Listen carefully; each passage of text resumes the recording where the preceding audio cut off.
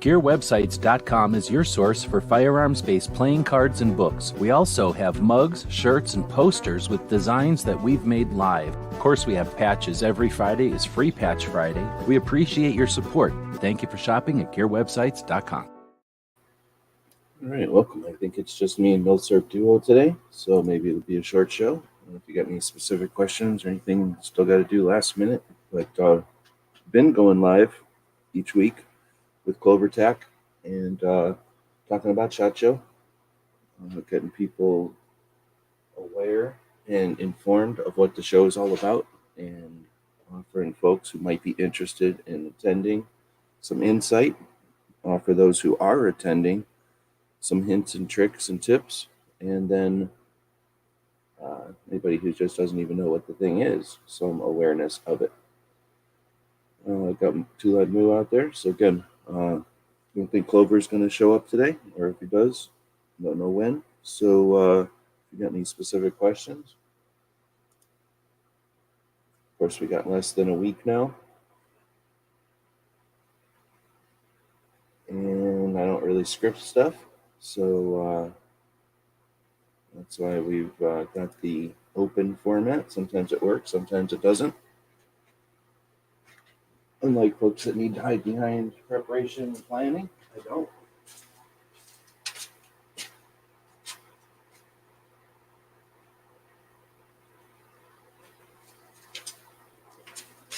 Got some coffee cooking in the back there, so I'm waiting for us to jump away every once in a while to do that. So again, if anybody's got any specific questions, we've done a show on the badges, hour, almost 2 hours maybe, on the badges. Did a show about patches on Sunday, looking at some of the patches from last week, talking about patch strategies. Let's see, we could talk about, we've talked about how to get in and out of SHOT, and traveling to and from Vegas. I think we haven't talked too much about hotels, but you've got your hotels, you've got your timeshares, you've got your motels, you've got your bed and breakfast, and then you've got your people that you know in town. That's always fun. You can bring more than one people together, more than one group together, and that could be interesting. Share resources, gives you more things to do in the evenings, more opportunities to do things in the evenings. We looked around, and the buffet situation is fairly meek. It's super expensive, and there's not that many of them. Most of the buffets that do exist now are just on the weekends or just in the mornings for brunch. There's very few of them, and they're all $46 plus. Some of them are $80 for one meal.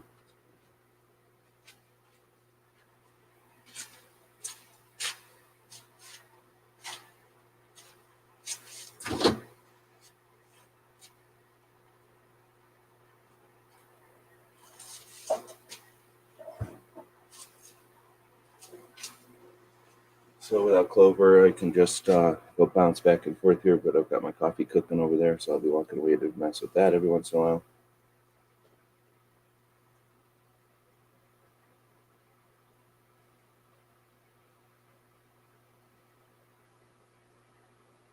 So again, if there's any questions, I can address them. Otherwise, I don't want to waste everybody's time here.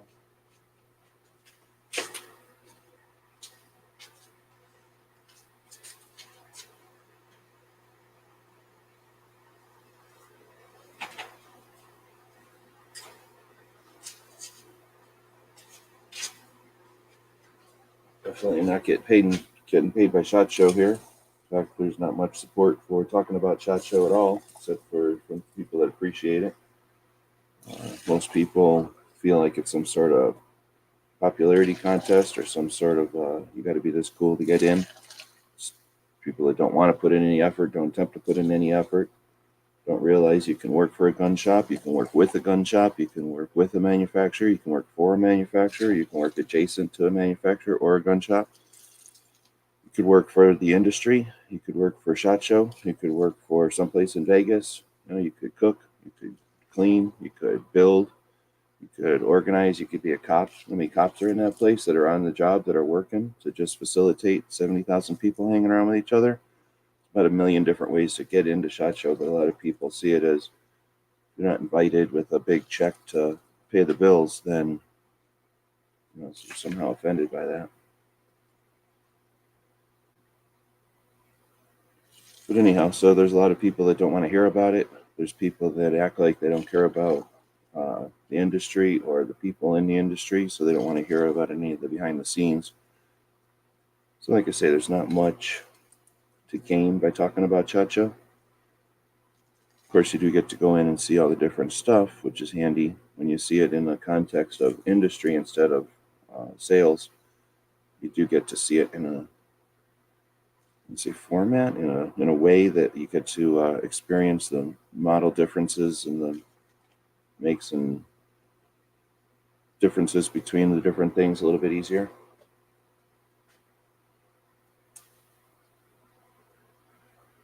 Well, again, I'm not going to waste everybody's time. If we don't have any questions coming in by 10 minutes, I'll go finish my coffee over here and then work on some other project.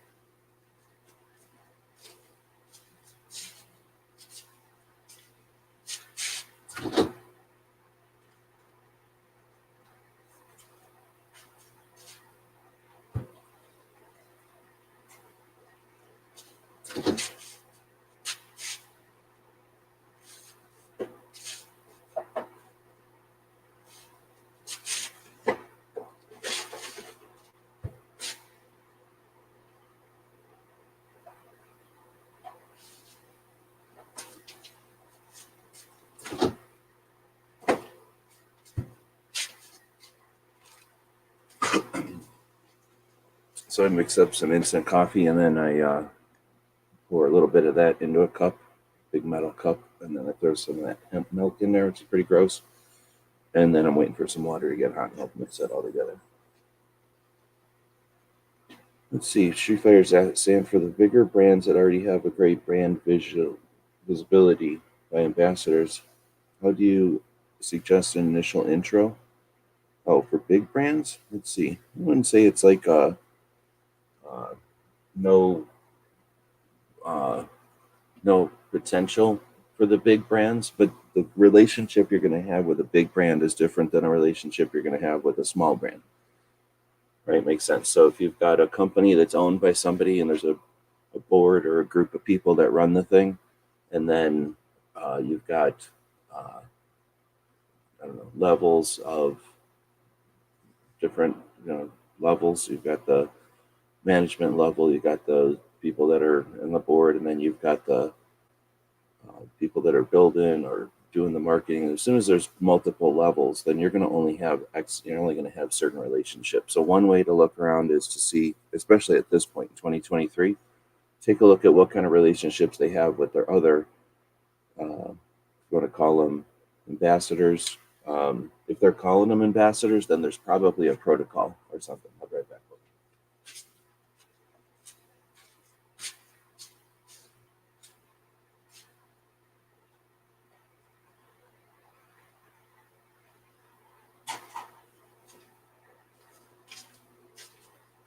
So if they're calling them ambassadors, then they got something going on. They got a plan or something. A lot of big companies, Smith & Wesson, Glock and stuff, they aren't looking for anybody. They pay people when they need them, and they'll some of them won't even allow you. We are in a time when most people are okay with the internet, but it took a while. We didn't just get here. It took incremental steps to get here. So there was a lot of companies that were the holdouts that have only just recently even allowed people to interact with them as far as cameras and interviews and stuff. So the very large companies, it's not that they don't value it. They don't work that way. Like I said, there's too many levels there. If they have a marketing campaign or some kind of something going on, but this milk did not mix at all.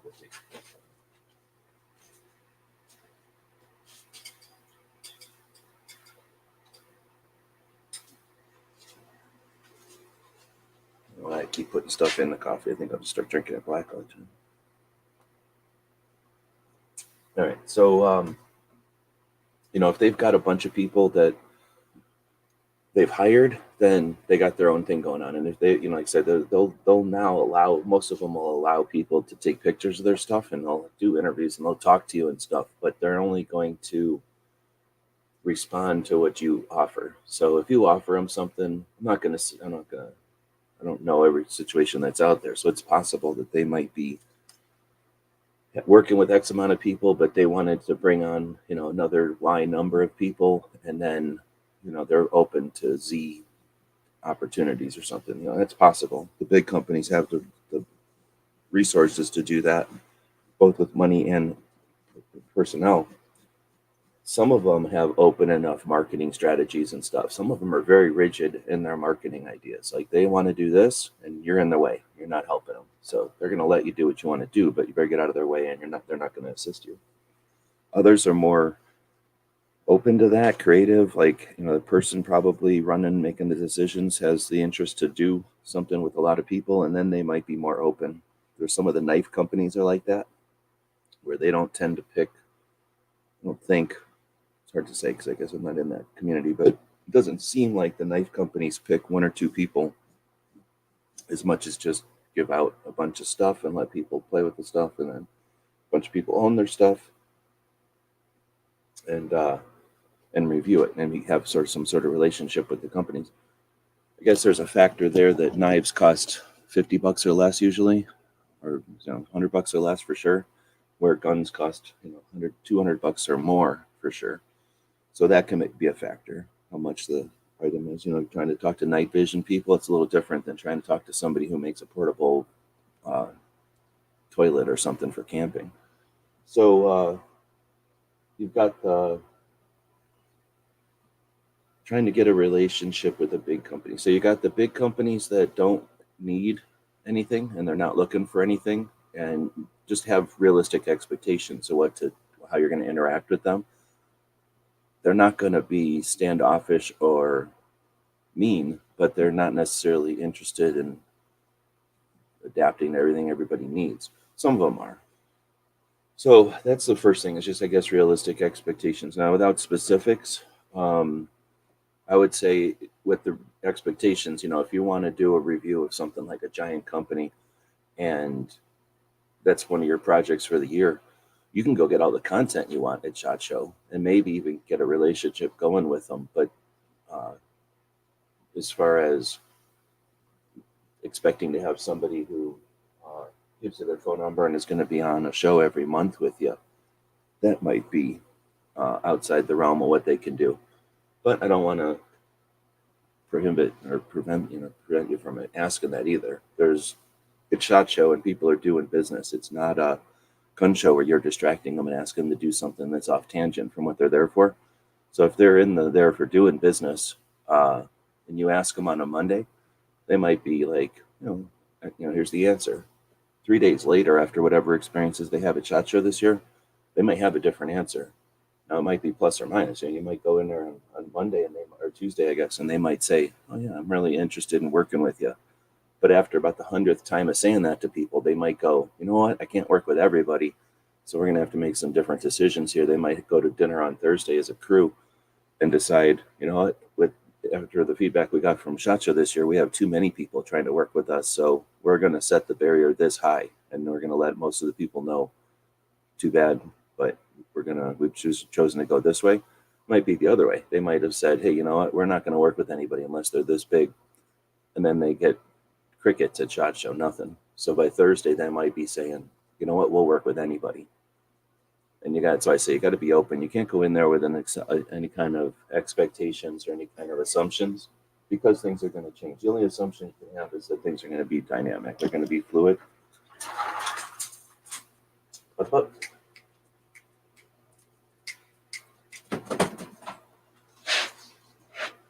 Let's see. This guy over here. Let's see. Start cultivating a relationship. Let's see. I guess I'm missing all the comments now. For the bigger brands that already have visibility, ambassadors, how do you suggest an initial intro? So this is for you, and I guess the other people that are listening. you got yourself to SHOT Show, so you're already better than most people that didn't bother or don't attempt. So keep that in mind. And you paid a lot of money to get there, so go with that attitude and go with that mindset. So it doesn't matter if there's other people that are bigger. You've gotten to SHOT Show, period. So now you're there, and they understand that. Whether or not they acknowledge that or not, they understand that you're standing in a room with them, that they paid something like many tens of thousands of dollars at least to be there. So unless they're idiots, they're there to try to get a return on any of that investment. That already have brand visibility and ambassadors, well, that's a plus and a minus. You've got an advantage there because you've seen everything that their ambassadors have done. So let's use a company that's doing something that I don't know what you're talking about, but you're talking about a brand. So, a company that makes some kind of product. Let's say that it's body armor, and most of their brand ambassadors are cops or military. Well, boom, you have everybody else. So if they make a product that's for something else besides military law enforcement, then potentially going in and talking to them about that might give them one, awareness that people might want to use their product in a different way or for a different reach, and two, that you're interested in doing that. If they've already got brand ambassadors, then you might want to see what they have in common, because those brand ambassadors are typically going to appeal to the company. So if there's something that they all do, if they all talk to the company president, for example, then maybe the company president likes to be involved. If they all talk to the research and development person, then maybe that's the person that wants to be involved. So you're going to get some cues from what the ambassadors have already done. You'll also get an idea of what they expect from an ambassador and that kind of thing. So again, if you can find a place where they're not reaching that has some potential, or something else, like if it's they talk about how their things are so good in this and that, and they work in airplane, they can work in helicopter, but have you ever thought about how they work in a boat? And they may not even realize that their product, if you flip it upside down, it does this other option or something. So there's that potential that if you bring something to them that they haven't thought about, I don't want to say that's a win, but at least you've got a potential to do that. Now you could talk to the other ambassadors and find out if it's worth talking to them. There's people that will share their experiences. Others won't. But it's something you might want to glean something from their ambassadors. But I think that's too much work already. Honestly, it's like going hunting, and you're like, well, I really want to catch the biggest deer when I go hunting. And this is some kind of hunting in Europe where they can just hunt whatever they want. It's like a king in Europe. They can just shoot whatever they feel like shooting. So you're worried about a deer. You're worried about a deer. You're going to walk past the big fat turkey. You're going to walk past a big fat something else, and then walk past something else that's a trophy buck or something, and then because you're looking for that deer. So SHOT Show, I know in your first year it's hard to understand it, I guess, or get it, but having a couple of good targets is a good idea. Having a couple more medium targets is a good idea. Understanding that you're going to pick up a whole bunch of low-hanging fruit is a good idea, but understanding you don't want to just be burdened down with low-hanging fruit or be known as the low-hanging fruit place. So, having some idea of some things you want to do, but I wouldn't focus too much. I'm 18 years in and I don't really focus. I'll tell you, after 18 years experience, the times I focused in on one or two things, it's frustrating, because even if they win, you think about the stuff that you could have done and you're like, dang, did I really, especially if you win, actually, you go, dang, did I really need to put all my resources into this? Do we need to spend 3 people doing this? It was overkill. Sure, I won. I could have won with one person, I bet, and then I could have done 2 other things. So you don't even win when you win. And when you lose, of course, you wasted all your resources on one thing. And if you're good, then you can learn from your mistakes and you can learn from the disappointments. But most people can't, and they quit. Most people can't afford to keep going. I'll tell you that from personal experience, that unless it's profitable, then you're not going to keep going back year after year. The only way to keep going back year after year is if you can get there for a couple of $100, live right next to it, or be making money to keep going back. So going after a giant brand to help a giant brand, is that good for your channel?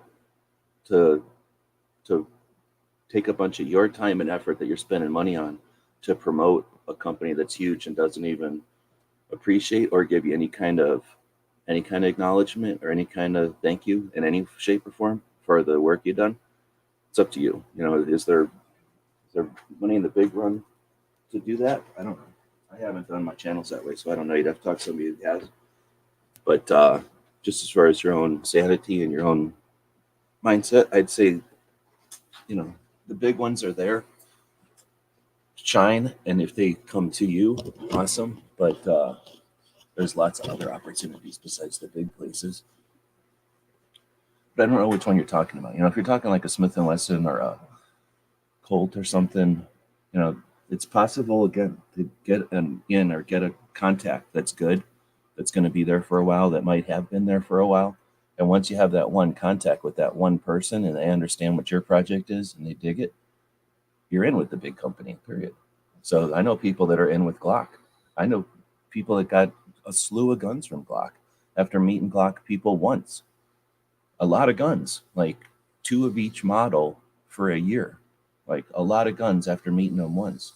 That wasn't at SHOT Show, that was at a shoot. But yeah, it is possible to get in with a big company because the big companies delegate their tasks to people, and those people, it's possible to have good relationships with them or not. Okay, Chicago Mike is saying, or no, Millsap is saying, did it pass the House? Oh, you guys are talking about Illinois. Illinois gets whooped. All states that, like to be whooped or get whooped are going to do what they can before the Supreme Court says they can't anymore. So be diligent, be aware. You've got the iGold meeting coming up later on in the year, but don't get discouraged. People would say you never would have CCW, and you have CCW. So yes, you're in one of the states that's going to rally against the perception that they've changed to make gun laws lax. Awareness is what battles that. So don't get frustrated, teach. Don't get annoyed, educate, right? Like share what you understand and the passion that you have for the topic, and others will see that there's a fear generated by people that have an agenda on the other side.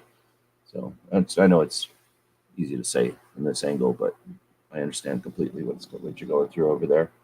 And we're sitting here talking about stuff that has no consequence to what you're dealing with in real life. But again, time keeps going. Don't let the perception of the closing doors or something freak you out too bad. You've got other states that are in your boat. You've got more people than ever before aware of your plight, and people that are pissed and going to use your situation to justify their anger. And you're going to have a lot more politicians paying attention than ever before. So it's easy to say, but you're not alone out there. All right. So Sheep Fire saying intro at the booth, like CZ, just an example. Okay, so let me go back. Let's see. How do you suggest an initial intro at a booth like CZ? Well, okay, so now, again, this is for you and I guess other people that are listening. Unless you're in a big hurry, unless you got nothing, you've got other things to do or something, check it out. Ideally, let's see, Tuesday, never the day to talk to anybody. Unless you know the people already and you're saying, hey, there's other things you can do on Tuesday, the first day of the show. So you're going to go somewhere for 4 days. You're setting up. You're going to do business. Do you want to do business 9 a.m., day one? No. You want to give a minute, get yourself a chance to breathe, figure out how your booth's going to work, start watching people go by. The end of the day, sure. On Monday or Tuesday, I keep saying Tuesday, sure, no problem. Wednesday, second day of SHOT Show, yeah, of course, do work. Thursday, yeah, you better be doing work. Friday, most people are already blowing it off, so you got to be careful. Don't assume you're going to be doing work on Friday. So that means Thursday and Wednesday are your big times. So that means you got all day Monday to kind of check out that booth. If it's an important booth to you and you got the time to do it, check it out. See what's going on in there. You don't have to even go in the booth to check it out, right? Do intel, do recon. So once you figure out what's going on in the booth, who you might want to talk to, how they got it laid out, think about what you want out of it, and then use that insight to develop that introduction. So once you've had some awareness of what's going on in that booth and you can see what they're getting asked about a lot, you can tell who's the one that's interested and eager to answer questions and who's the one that's in the back not answering the questions. You're going to know who to walk up to. And if you've seen anybody laugh or anything or any kind of, something that triggers something that they dig, Now you know that, right? If you've seen somebody frown or something like, oh, I can't believe you asked that. Well, now you know what not to ask. So there's nothing stopping you from just moseying around and not interacting as Monday and even Tuesday, if it's an important booth. And then on Thursday, when you go in there, like some of those people did on Tuesday. That's just a strategy thing. Otherwise, getting into the specifics of it, there's just like anything, you don't want to seem too eager. You want to seem like you understand what's going on and you're aware, and then have some kind of plan.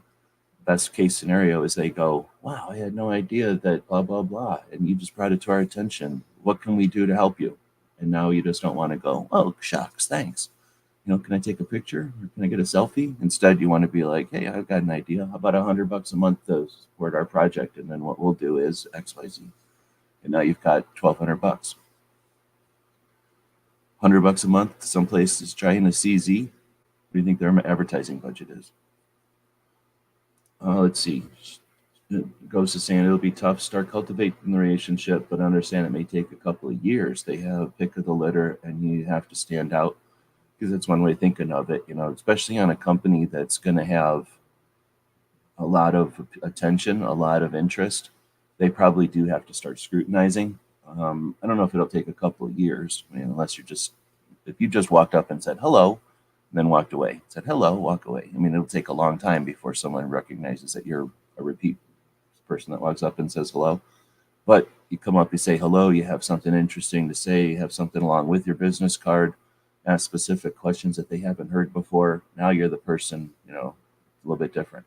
You want to talk to them, can I talk to the designer? Can I talk to the person who's the key to this whole thing? Now you've talked to somebody who's not just the introductory level of person at the booth.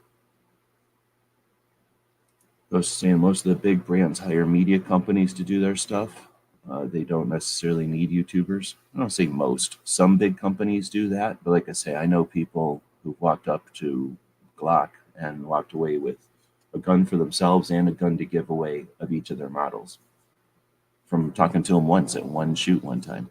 So part of it is showing up at a place that is conducive to business. So if you go to a Glock at a gun show, when they're just there to be at a gun show, they're not there to do business like that. They're there to sell guns. You go to Glock, I don't know, it's some kind of a meet and greet type of shoot event, and they're probably not there to do business either. But if you go to Glock at the industry event, when all they're doing is business, do some business. But definitely some of them have media companies, and if that's the case, well, then you've also got a more insight than you had before. Go find out if you can help out that media company or what it takes to be part of that media company.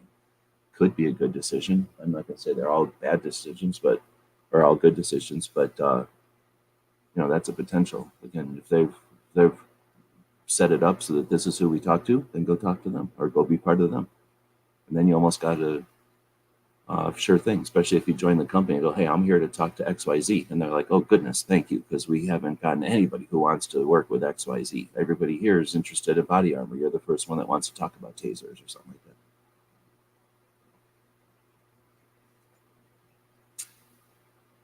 Otherwise, again, when you kind of look, is it going to be the kind of person that a joke's going to work? Is it going to be the kind of person where a specific, interesting question is going to work? Or is it just you're never going to get that kind of reaction from them, as far as cracking the ice? Now, here's the thing. There's not too many standoffish people that are mokes at SHOT Show. Yes, there are, but they're not the ones that the people are going to put out in front as their main spokesperson. Sorry, I got the wrong logo up there. They're not the one they're going to put out there for the main spokesperson. So most of the time, you're not going to interact with people who are difficult to chat with. You are going to find people that are difficult to chat with. And the small companies don't have the resources to hire people that are good. So if they got people that aren't good at communication, guess what? You're going to talk to people who are not good at communication. But most of us are adults, and hopefully you've dealt with enough people in the world to understand that some people are going to be talked to differently than other people. Or, some people are going to react differently to conversations than others. Let's see. I can see they have an outsourced marketing team. That makes sense. Marketing and is one thing, and then what the company is going to do is another thing. So they may have a marketing company to do their magazine ads and their online blah blah blah, but that doesn't stop them from having a relationship with their shooting team. That doesn't stop them from having a relationship with their Second Amendment activists. Hopefully, most companies are going to start thinking about, we've got a shooting team to appeal to that demographic and to keep our finger in the pulse of that realm of firearms.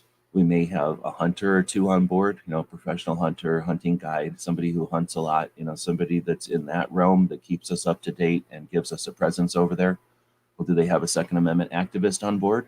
Do they have somebody that's aware of the situations legally in the various states that apply to whatever it is they might sell, or that are adjacent to the things they might sell, or the things that might affect their customers?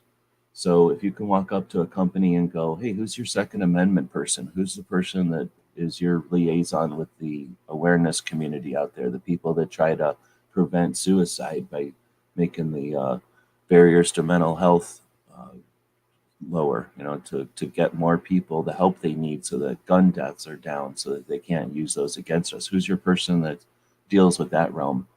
And they may look at you and go, you are, because we don't have that person yet. And we never even thought about that. And that's super important. It would be nice if everyone did that, but there's that potential. It goes to saying be persistent and don't give them a reason to say no. That's going to depend on the company, the person, for sure. Some people are okay with that, and some people you're building the wall every time you put one in, right? Another brick in the wall every time. So it depends. Definitely play that by ear. And some people, that's all they need. And it's not because you have to prove something to them, but they're just so busy. Some people will not. They are constantly so busy that the only thing that gets through is the urgent, the red warnings and stuff, the flashing warning lights and that kind of thing.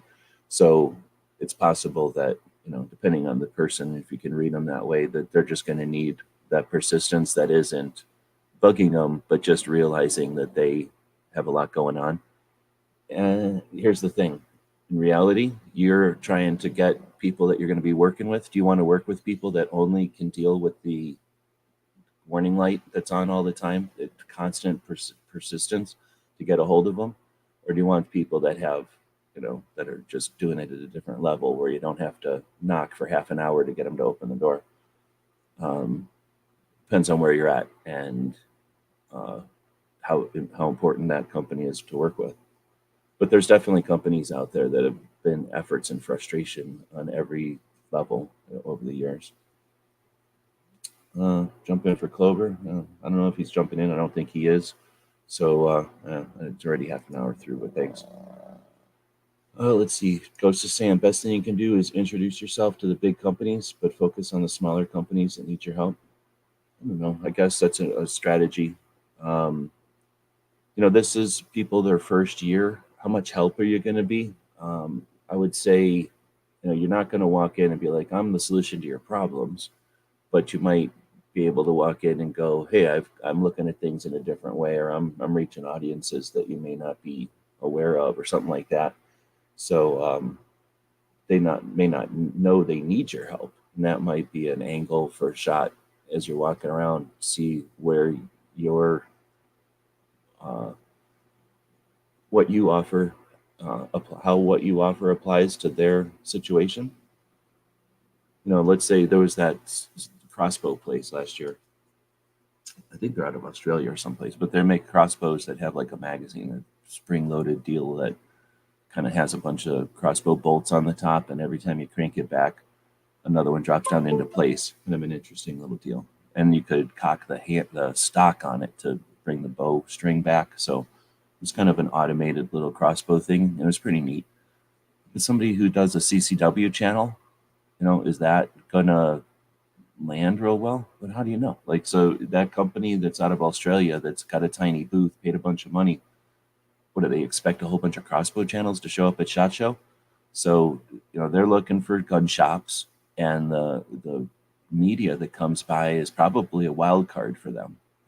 Did they plan on having a bunch of media? Did they anticipate it? Did they incorporate a bunch of either funds for advertising or product to be sent out as T&E? Like, is that even a thing that they thought about going into SHOT Show? So I guess, that's the thing. Like, some of them you're going to be able to help. Some of them you wish you could work with. Others are just nuts. I saw a place last year that was selling a little gel gun that was now kind of common. They even have them at Walmart. But back a year ago, they really weren't around that often. And the place wanted like $89 for this thing. And it was neat and everything, but it was a toy, and it was, what do you call those things? Like a Nerf gun. There was nothing different between it and a Nerf gun, except maybe a different kind of battery or something inside, or a different kind of motor inside. $89, and it was a tiny little thing. I see those at Walmart now for $49 or something less. And that $49 is a big set with everything you need, maybe even 2 guns in there to shoot at each other. So, there's companies that just have a crazy expectation on what they think is going to happen. And you might be able to work with them, but is that good for you? Oh, here's an awesome $89 thing that 6 months from now is going to be $40 at the store instead of paying $80 and having it shipped from Australia. So, I don't know. They think that's, I don't know, we're kind of not off on a tangent there, but the smaller companies need your help. Yes, but there's a reason they need your help. Let's put it that way. Well, let's see. Goes saying, and appreciate who you are and what you can do for them. And that's the thing. As a new person in the industry, just like a new person in any industry, be aware. If somebody comes up and is like, hey, new person, I'm your best friend. You don't know what's going on yet, but I do, and I'm going to be your best friend. Be standoffish a little bit, because that's how people who are exploiting people that are inexperienced do that, right? So be a little, what's the word, like discretionary. Here's another thing. You're not going alone. We're probably not going to be doing this show Tuesday mornings. We'll be walking around the show, but you've got other people. So unless it's something, and I can't imagine a situation where it's like, you got to act now, join up to our situation here, or you're not going to have an opportunity to, you got to sign now. Like, I've never heard of that happening. So let's say you find somebody at SHOT and they're interesting, or you've got a question about them, too good to be true, or is this really a thing? You go to the media room and ask people. They're going to tell you right away, like, oh no, that place is a scam. Oh no, that place is amazing. You got in with that place. Oh, good job. So you're not alone. And there's the media room. So even if you don't talk to somebody there's somebody in the media room who you're going to know. Most of the people in the media room are cool. They're going to talk to you. A lot of them are writers, so they're not used to talking to humans. They just look at computers and email and stuff all day. So they're awkward. And a lot of them are not, I don't want to say they're foreigners, but they're not like gun people necessarily. There's other people that will be there, like hunting people. I don't think they think of themselves as gun people. They use guns, but they use pants and they use boots. They don't consider them boot people or pants people either. They're hunters, and they're out there doing their thing. They're worried about the critter. They're worried about the habitat. They're worried about the population of the critters. They're worried about hunters from, hunting issues, people from other countries coming in and exploiting their herds, or people that, they're doing things weird or something. They're worried about their hunting issues. So, yeah, they're at SHOT Show and they're looking at all this stuff, but I forgot where I was going with that. The hunters are not necessarily, the companies aren't necessarily thinking about everything that's going on there, and the people that are walking around aren't necessarily thinking about all the different ways that they could help each other. I think that's one of the reasons, I'm just going off on a tangent, one of the things I'd like to see is more Second Amendment Act awareness be included at SHOT, because that's one of those things that ties everybody together. You might be shooting that, you might be shooting that, you might be shooting that, but the antis are using things against all of us, and that's where we're united. And it's a way to not unite, but a way to let everybody know that we're on the same team, that we all have similar or consistent enemies. Is that the right thing? All right. So then let's see. Milsurp is saying, I'm not worried about it. We are going to fight and take them. Oh, you're talking about Illinois. Take it all the way to the 2A. Let's see. Take them court and more likely beat them 2A all the way. Talking to a gentleman who works at Gun Owners America, and they already had Clarence Thomas on speed dial. Let's see. I would tend to believe that no one has Clarence Thomas on speed dial. And then I don't know what you're saying nice yes to, but all right. Thank you. You're welcome. Let's see. Milsurf was saying yes. I know they don't actually. Okay. So you guys talking about Illinois still? Gunmetal guy is out there. All right, we're 40 minutes in. If there's any other questions or whatever, this is the last show before SHOT. Yeah, I'm still working on doing everything to get there. I've got chunks of it taken care of, but not quite all of it. So nothing's guaranteed. We'll see what happens. And I'm sure Clover's still going, and Ghost will be there. Let's see, what else are we missing? We talked a little bit about loose ends and things. I did a couple of shows since last week.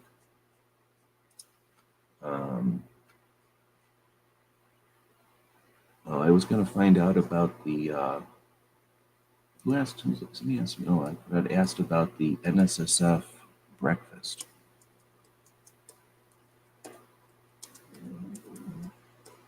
So I'm going to go see if that's still a thing. If that's something you can still sign up for or whatever. And how much that is.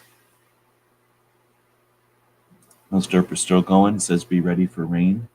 Yep, it sounds like thunderstorms on Monday.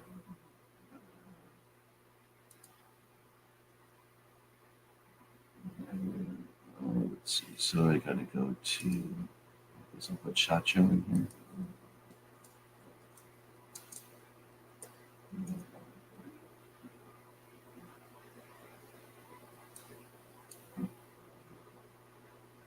All right, media registration, don't care. So how about media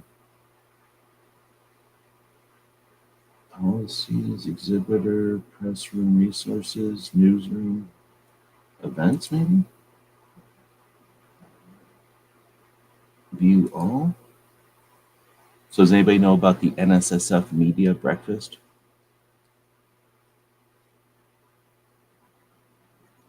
Yuck, this is very lame. So it's just about last year. Media news, media. So I'm going to just click on media. Is that Google? No. I'm just tooling around the website right now looking for the media breakfast.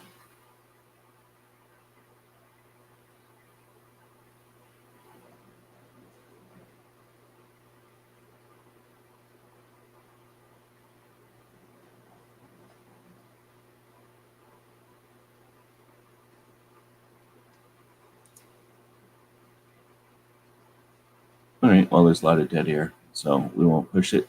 Thanks, everybody, for showing up. I hope you all have a good shot. Hopefully, I'll be up there to see you. If not, let us know after the fact. We could do some, well, I'm looking for it. I can't find it by searching for it, though. So it sounds like there must be some kind of a breakfast for NSSF media.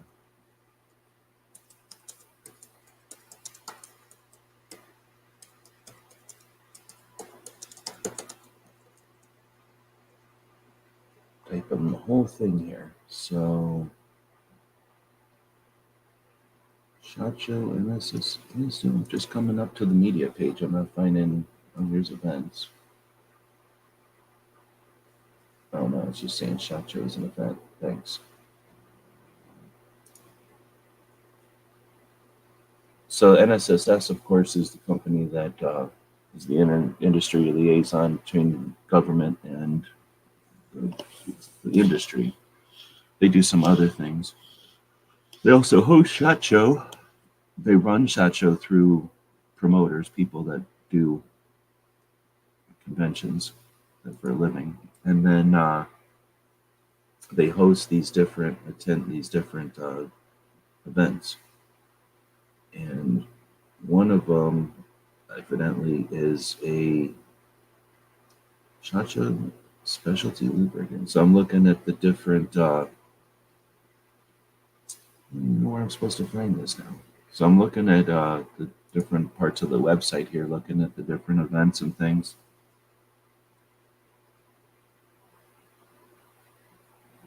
But I'm not finding anything that tells me, I guess I could click on this search maybe.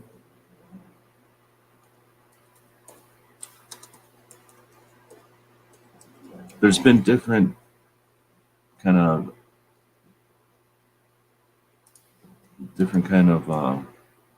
breakfast events, and yeah, I guess they're called breakfast events. You know, they give you breakfast and they talk to you. Sometimes it's from a state. Usually it's from a state, and then other times it's like this from NSSF, I guess. But I am just not finding it.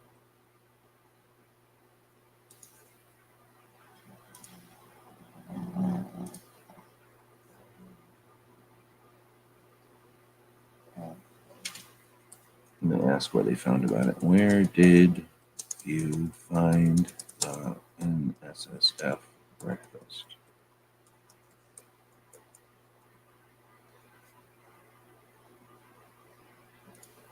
Oh, $20. Thank you very much. Thank you.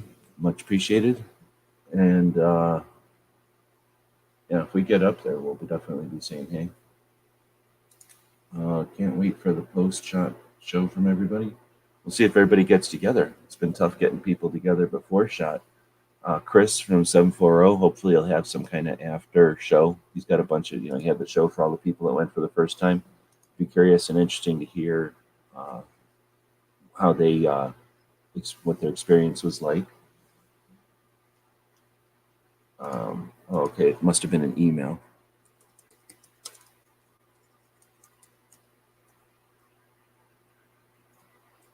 I'm going to get the email forwarded to me right now. Maybe I'll go check my email while I'm waiting then.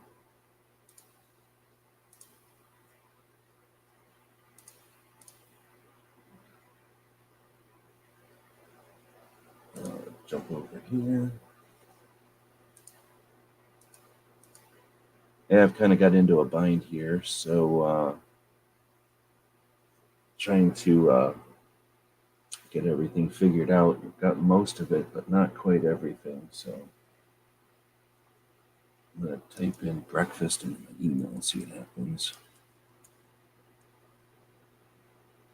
Shot Show Media breakfast. Dang it. It's a big deal. Save the date. RSVP today. Let's see. Let's see if I can still sign up for it. How much is it? Breakfast is sponsored by. Oh, dang.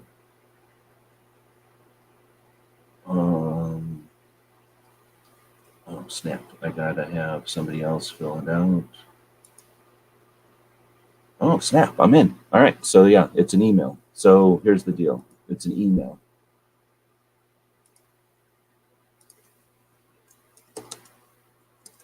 Let me first say thanks. I searched my email and found my invite. I am going to you again. All right, let me spell check everything that I just spelled wrong right there. And I think my keyboard's going out. It's not my fault. Nancy Pelosi comes in here at night and she messes with my keyboard, and now my keyboard on this laptop is dying. Okay, so I just signed up for it. So if you search your emails, the one that you got your badge with, you'll find one that says, "You're invited, SHOT Show Media Breakfast." So I don't know how many people are still listening to this that are going. You're invited, SHOT Show Media Breakfast. And that is on Wednesday. Awesome. It's a good day to do it. From 7 to 8, you'll preview the industry's newest products in a private and relaxed setting. And then you get food. So we'll see. Oh, hopefully it's not just in the hallway. Kind of looks like now it's just going to be in the hallway or something. But we'll see. It's better than not getting fed. And then that also gives us a chance to have a private and relaxed setting before the show opens on Wednesday. So unless you've already got plans on Wednesday, there's a breakfast that's provided by NSSF. Well, it's provided by USCCA. They're paying for it. NSSF is the one that came up with the idea. So I don't know if you saw that email. says, "You're invited. SHOT Show Media Breakfast." I'm assuming it went to everybody if I got it. Because I don't normally go to these things. I don't think it's something that you have had to have gone to them before. And then it's got a RSVP link. So I'm going to quickly let somebody else know about that. Oh, I seen Ghost is texting me. Yeah, thanks. Show's almost over.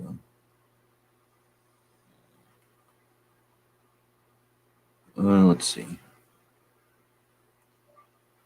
Hey, there is a free breakfast you can sign up for still on Wednesday morning. Look in your emails for one that says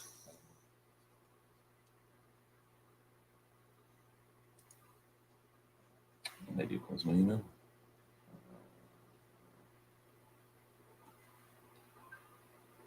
Something like you're invited to media breakfast and RSVP it. There, that way we both do free breakfast. Assuming he's awake. Well, I'm sure he's awake.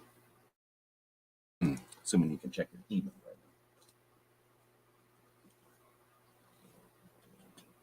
Well, tonight I'm going to do a show about one of the final expenses I've got, and that is this little dude. Normally I bring the one dog who's good, and I just bring her with, and that's it. I don't have to think about it. She doesn't really cost me nothing. But this little dude is a spaz, so he can't be left alone for any amount of time because of his being the spaz nature. And that means he's going to cost me money. And that means it's a whole other bill to get there, and one that I have not yet incorporated or figured out how to deal with. So that's what I'm going to be doing tonight on the Daily Gun Show, is trying to figure out how to deal with this little dude who's messing it all up for me. Normally, like I say, I just bring the one dog with me. She doesn't cost me nothing, and that's been well, normally I used to put the big dog up when I had a Doberman. I used to put him up every year, and it was just a part of SHOT Show's expense, but I was also making a lot more money back in the day, so it wasn't a big deal. And leave the dog, and now I've got to leave 2 dogs, so that's actually a pain in the ass as far as money and logistics, and still got to figure that out. So we'll be talking about that tonight. If anybody shows up, we'll be talking about it interactively. Otherwise, I'll just be moaning and groaning about it. Otherwise, we'll see. We've got a couple of other oars in the water, I guess. Sticks in the water. We'll be seeing if we can still get our asses up there. I'll probably go up there for a day or something. If I can't do other things, I can use some of that money to just drive up there for a day or so. So should be able to say hey, and if nothing else, but we're still attempting to be up there for the full time. Anyway, so with that, I guess we'll wrap it up. See if She Fires ends up with finding that email, getting a free breakfast out of it. I don't know if Milsurp is still out there or if he's already planning on being there. If Ghost is still here. Well, let's not tell Clover about it. That'll be his bad luck for not joining the show today. Now I'll probably tell him about it.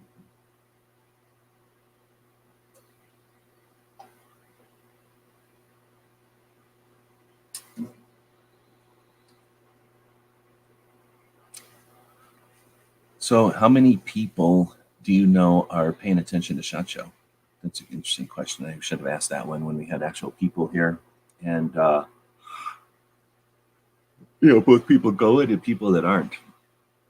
Because it's a big deal for people that are interested in it, but it's like a mosquito repellent for a bunch of people too. They hate it. And you're going to get some feedback from your audience. And you're going to be creating people that either hate it or love it. So the way that a lot of people dealt with SHOT Show over the years is what created people hating it, because no one knew what it was. In 2005, no one knew what it was. Probably still, most people don't know what it is. But by 2009, the entire internet group of people knew what it was because of all the people that took pictures there and posted them on the forums. So people knew. Did you get that email?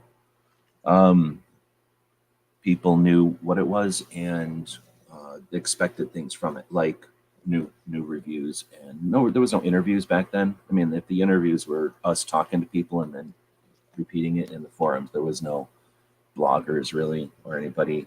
There was Soldier Systems. I shouldn't say that. There was a couple. There was Soldier Systems. There was Military Moron, and can't I ever think of the other one? But there was a couple of people that were blogging, but for the most part, there was just people that would go to SHOT, take pictures, and then post it in the various forums. And then one person might represent this forum or that forum or the other forum. I usually went from AK forum and my own. And then some of the Arizona stuff, I would answer questions on the Arizona forums, but I didn't really go there to represent those forums. But otherwise, I didn't really, I wasn't paying attention to the giant forums, and I wasn't for other states or nothing. So anyway, you've got people that would cover it in different ways, and then the show itself started to experience that. And then about 13, 14, it went nuts with YouTube. YouTube went nuts. SHOT Show let YouTubers in, and then it went kind of weird. And that's when all those YouTube audiences became aware, and the industry became aware of the negative sides of internet awareness, because it's not all advertising. There's people that'll go in there and go, oh, now I know that such and such sucks, or that so and so's an a-hole, or now it's certain that this is the worst product, or that's the biggest jerk. And there's people that don't like that part getting out, right? I got an industry range email today. Oh, sorry, I should also tell you about that email. I'll go look and see when that email came in.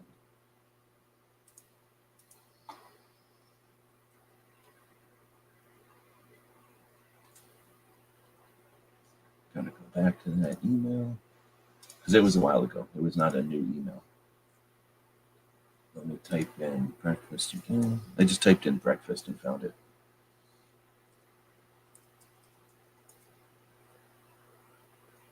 Okay, you're invited. SHOT Show Media Breakfast. That came out January 9th. Oh, it only came out 22 hours ago. So it is a new mail. I'll shut up. It's a new mail. Maybe that's why I didn't know about it. Now I don't feel so bad. It only came out 22 hours ago. So maybe that's why there's still seats available. I don't know if Ghost is listening, and I'll have to tell Clover about it. And the rest is, well, Milsurp is out there, I think. According to the picture, you're going to get orange slices, potatoes, bread, bacon, and eggs. In that order.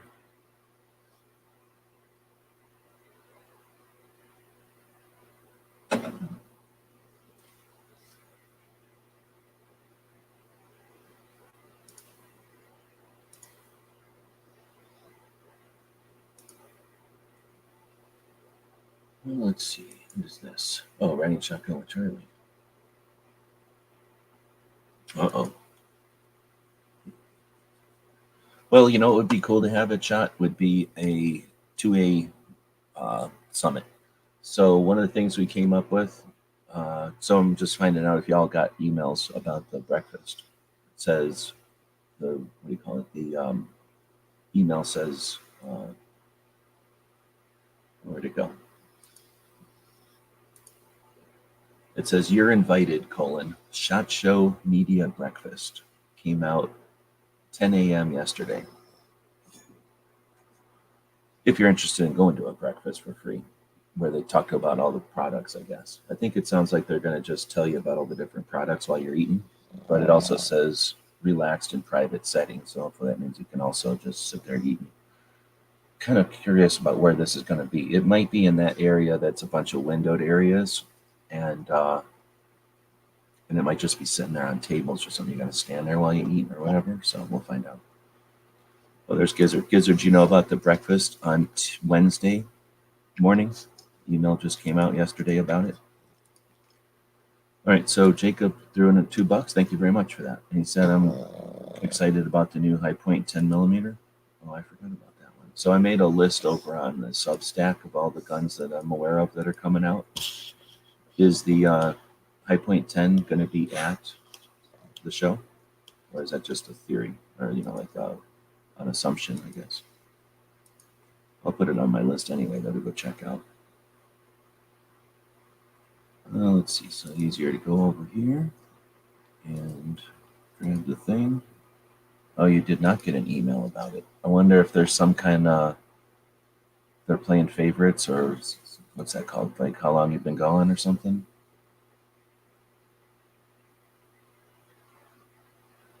So Jeff knew about it last week already. Are you going to it? I guess you don't have to tell us. So I'm gonna put the High Point 10 millimeter in my list though. Thanks Jacob for the $2, and it's helping us incrementally get there. And we'll take a look at that. I'll put it on my list. I'll throw you the Substack link over here. This is for everything, not everything. There's a bunch of shotguns I didn't put on here, but whatever. This is the stuff that I found that was new this year or interesting this year. All right, we did a quick video last night on the Daily Gun Show to go over that, but I sent the link out to join like 5 minutes before I went live at midnight, and nobody joined in, so it went pretty quick. I don't think I'm going to do another thing talking about all the list of stuff, but maybe. Oh, look at this. Here's Clover. Did you just wake up or did you just get home? Been up a little while, but I guess I set my alarm weird for this because when the time changed, it screwed me way up with you. And then your it's the time new year. being different than my time or whatever. I've been a day off because of the dang New Year, and then like the garbage and everything, it skips a day because of New Year, and New Year wasn't during the week, so it makes no sense, you know. So it's, I understand. Yeah. First off, thanks to, I'll tell you. Well, I can just say, well, San Diego gun owners let me know about the breakfast, the SHOT Show, NSSF media breakfast. Oh, the media Wednesday. breakfast. Yeah. Mm-hmm. So you already knew about that? Yeah. Okay, and you're signed up for it? No. Oh, you're not going? No. Oh, all right. Well, I was just letting people know in case they wanted to check their emails and sign up for it. Free food on Wednesday morning. All right. Well, then we were just chatting about questions that came in, and the biggest question that came in was, well, really the only question that came in, and then we've just been chatting about it, is from Sheet Fires. For the bigger brands that already have great brand visibility by ambassadors, how do you suggest an initial intro?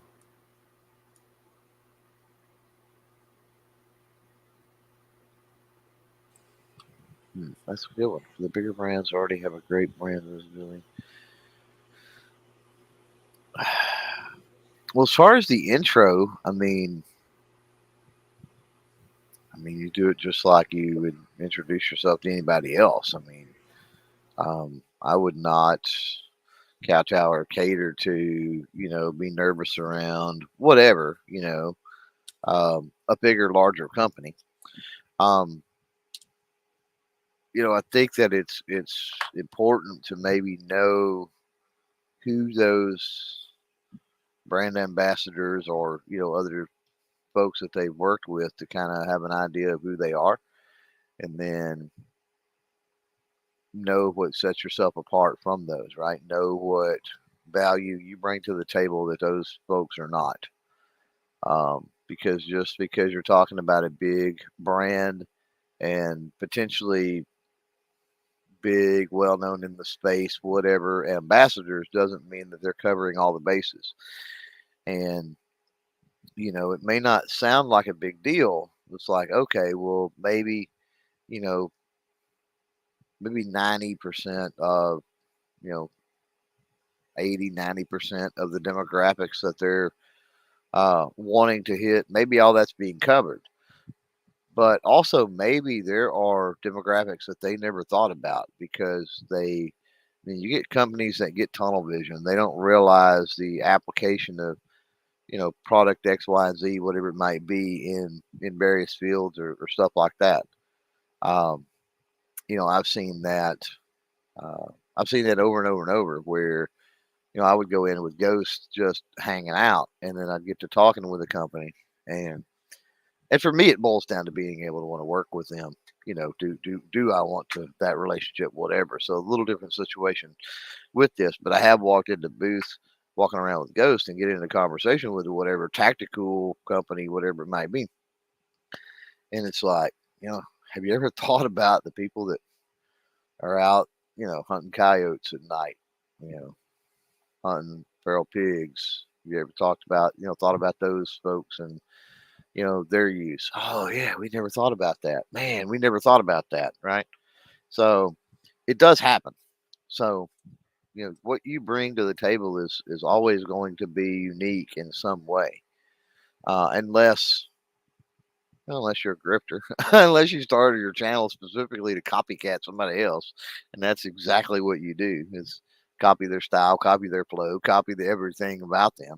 But Sheep Fires is not that way. Sheep Fires is authentic. So if you're an authentic, real person, um, you're going to have things to offer that nobody else offers. Now, again, the research is going to be kind of be on you to figure out those existing brand ambassadors and what you do differently from them. But that's pretty much it. And then the other thing is the big ones that are swamped. I mean, I'll give you an example: Springfield Armory, right?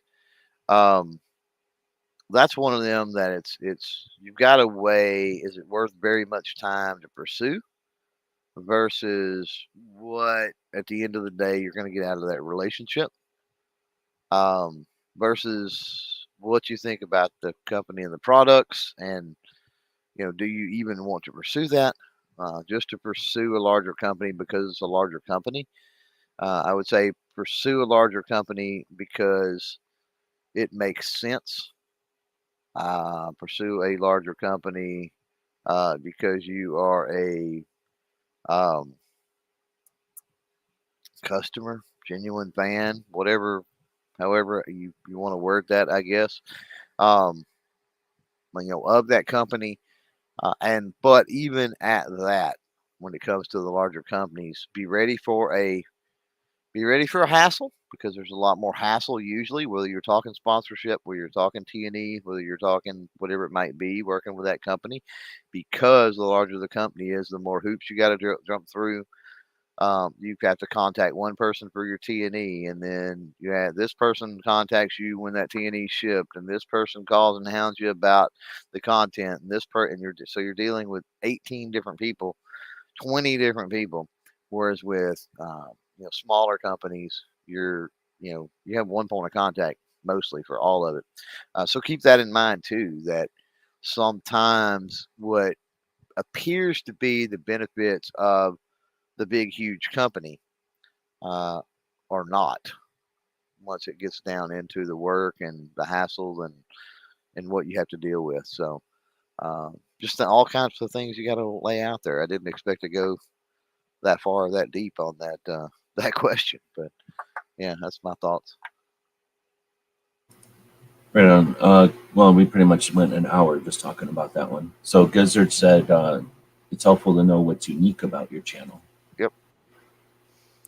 So is there some exercise that could be done for a person to I don't want to say diagnose, but like self-identify maybe what their channel is, what's unique about Yeah, their you pretty channel? much. Well, self-identify, no. I mean, the community tab is a super powerful tool, and by using your community tab, by posing various polls and questions and other things, and yes, you can put direct questions like what draws you to this channel, right? And you can have options out there. You can let them, Well, you comment could their just own say options. yeah, You need to. what do you like about our channel? Take the top choices and turn it into a poll, and then you'll get okay, now from this choices what Yeah, you're going to get very few. Yeah, you're right. You're going to have to get some choices up front if you want the maximum feedback because people are lazy and they know what they like or whatever, but they're just not going to comment and type all that out, or they'll click a poll. They'll click a button on a poll. That's not a big deal. So you do have that aspect of things. So that's one thing you can go directly, but the other thing is just by posting indirect things. Using your community tab in a way, and if you're talking about your audience on YouTube or your whatever, you can use your community tab to post a variety of different types of content. And if you're looking at it and thinking about it in the way of, well, which post got the most traction, which post got the most engagements, which post got the most views, the most interactions, right? Um, then you can start, if you're really thinking about it, you can start kind of breaking down, well, more people responded to this, right? And then you can dive into that a little further. You've also got some powerful tools in the YouTube studio, some powerful analytic tools that tell you a lot about your viewership, like what else they watch, right? And it's not who they subscribe to. Keep this in mind. And it's not who they say they watch, even. I mean, the data don't lie, right? Um, so you get a lot of people out there that'll say, oh, I don't watch so and so. I don't watch so and so. But then you go into your analytics and you look, and that so and so is one of the people that the vast majority of your people watch, right? And again, we're not talking about people are sub to them that are sub to you. You're sharing subscribers. We're talking about actually engaging and watching, right? So it's interesting. You can get a sense of, okay, well, what other creators kind of are in my little group that kind of does things in a similar way that or at least attracts a similar audience, right? And then from there you can go in and you can watch some of their videos, because at that point it's outside looking in, right? Or maybe you already watch videos from those creators, right? And then you can go in and say, oh, okay, well, that's why, because I don't watch a lot of content from other firearm creators, but you can go in uh, and go, oh, well, okay, well, that makes sense because I do that way, right? The flow of my video is the same. I cover the same topics, the camera, cinematography. I don't even know how to call that, right? The photography, the cinematography, that sort of stuff. It has a very similar feel. On-screen presence, the cadence, the voice, those things are similar, right? You start breaking some of that down and figuring it out as far as what's unique about you. But there's going to be something, unless you're just straight up a fraud. Definitely going to be something unique about you. We're all individuals, so that's going to show in any capacity we participate in anything in any capacity. The individualism is going to show. It's just that's the way it is, unless we blatantly hide it or actively hide it. Well, and then people just don't appreciate their uniqueness, or they don't value their voice or whatever. So if they're not able to differentiate what sets them apart, it's difficult for them to give that to others. Let people know that. Mm-hmm. All right. So as you're saying that, I didn't want to interrupt you, but I had a question, and sort of what you're talking. Well, it's a add on to what you're saying and what I was saying earlier, I think too. We're doing this because I don't see any competition. I don't see any. I'm not scared of having a bunch of people show up. But the most thing I'm apprehensive about is the exploiters and the losers that ruin everything. But nobody who watches mine stuff is those people, or at least if they are, they're lurking and they probably don't got the ambition or the ability to get to SHOT Show. But the people that had in the past, I've been reluctant to offer advice or help because there's some exploiters that really wail on the show. And I've mentioned it, I kind of alluded to it before. I'm not going to say I'm personally responsible. I don't give myself that kind of credit, but I know I enabled a couple of assholes to get into the show and to just ruin the industry in a lot of ways. But, whatever, I didn't know. So I didn't do it intentionally, and I learned from it. But like I said, I don't know if anybody in here that's like that, or even suspect it, right? So, but that's a thing. And so I've been burned in lots of different ways over the years, expectation-wise, and like literally. Well, I guess have I literally been burned? Not literally burned, but you know what I mean. Literally been ripped off, screwed over, unappreciated, whatever. Like wasted a bunch of time and effort on things and learned from it, right? But the question is, as you were kind of talking about stuff, and as I was explaining it differently, but along the same lines as you, one of the reasons we're doing this is to give the people who are valid and authentic, like you said, some insight, so that they don't have to necessarily have every mistake that we've experienced.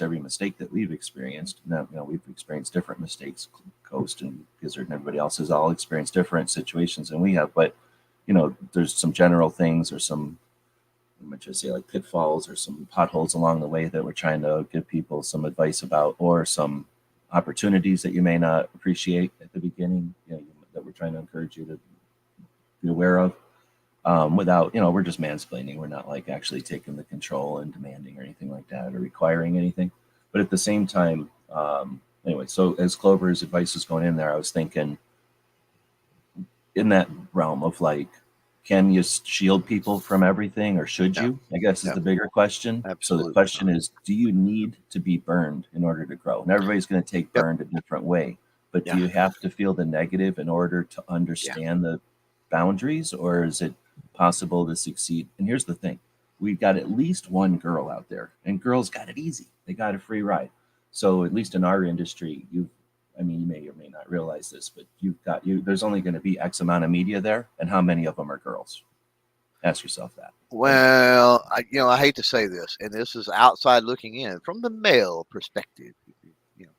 If you ever watched In Living Color, but from the outside looking in on the gals out there, it seems to me there is more drama and BS and whatever on the girl side, especially if you take in that they're a much smaller percentage of the media, of the gun tubers, If of they the pay whatever. attention to each other. If they don't pay attention And to if each they other, pay- girls yeah. can walk in and just Yeah. take. Some of the worst Yeah. exploiters have been girls. So Yeah. that's where I guess I was going to say, like, most of us have had a difficult road, at least at some. No, I don't know of any dude that went in and except for some exploiters who just walked in and literally, when you're an exploiter, you know how to just stand. If there's a bunch of people in quicksand, you know how to walk over all of their heads and get to where you're going without getting a lick of quicksand on you and Right. accomplish whatever it is everybody else was attempting to do. You just come in and take all the Well, advantages. and oftentimes So there's that's a those great people. example, and But- oftentimes Well, let me they just walk finish. So across. the girls can have that happen, but they probably don't, because most of the girls stop and talk to each other and then stop doing that. So Yeah. anyways, I don't want to say that you got a free ride, but you could potentially exploit a free ride if you were a different person. Yeah. Then go ahead.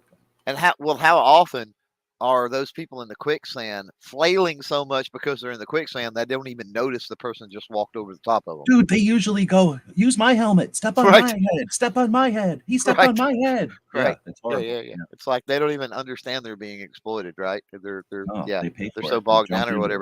whatever. Yeah, I mean, it's just like nature. I mean, here, got a lot of trees. As Forestry Service comes out, they burn the underbrush. I mean, why? That helps everything. That helps everything, right? That helps the trees actually grow when they don't have all that, underbrush sucking up nutrients and things out of the soil or whatever, right? There's a lot of things to that. I would say, on the point we're trying to make, for anybody new out there, you're going to get burned. You're going to get burned by companies. You're going to get burned by other creators. You're going to get burned accidentally. You're going to get burned because you did something wrong. I was stupid and reached out for that and it burnt me. Right. You're going to get burned because, you kind of knew that was going to happen, but like, what were you going to do? Like, I had to do that. Right. I'm trying to think of an example, but it's if you've ever had a situation when something was on fire or something was hot and like you had to get it out of the way and you didn't have time to grab Well, oven you got mitts a or something child like or that. something that's going to be burned. You're going to burn yourself so that the kid doesn't get burned, right? Like, Yeah, there I are mean, it's times good. when you Yeah, can exactly, people, right? It's like, right? it's going to happen, but you have to do it, right? Well, And so then- here's an example. and then let me try your fire starter. Oh, this fire starter doesn't work. Now I got the dilemma. Do I say it worked, or do I blow it off, or do I have an audience that can appreciate what I'm doing? And I say, you know what, this fire starter doesn't work that good. And now I've burned that bridge, but I've got an audience that Right. Well, that's true. Now you're talking about being, rather than you getting burned, now you're talking about burning bridges, which is a whole other subject of burning stuff, right? And then you've got people that, they walk around with a flamethrower. You know what I mean? I mean, they're scorched earth. You got to watch out because they're just looking to burn everything to the ground. We had that. Like, how many times did we had that last year with Chacho's dead? Chacho's dead. Chacho's awesome. It's over. Stupid. Oh, I ain't yeah. going. Yeah, Scorched people that earth. didn't They're even trying to go. burn Yeah. everybody. And so you have that too. Back to, there's a certain amount of mitigation I think that you can have when you're talking about a product like you did, a fire starter that, doesn't work. Well, can you figure out why it doesn't work? Because doing a video just saying, hey, I've got this fire starter and it doesn't work. Well, see you next video. But if you go, hey, Yeah. I've got this fire starter and it doesn't work, and I'm not sure, I think this is why it doesn't work. And maybe it just doesn't work for me because I'm trying to use it like this. So let's try something else. Nope, it still doesn't work. So, you know, I don't know about this. What's your experience with this fire starter out there? Let me know, down in the Or comments like, below, right? I don't like this fire starter because it dulls my blade. And then you read the directions or you talk to them and they go, use the back of your knife. And then you're like, this fire starter's awesome. Right. Yeah. Yeah. So, communication with companies that's where it gets into that. I mean, I like to touch base if there's any kind of an issue, and I've had that multiple times over the years.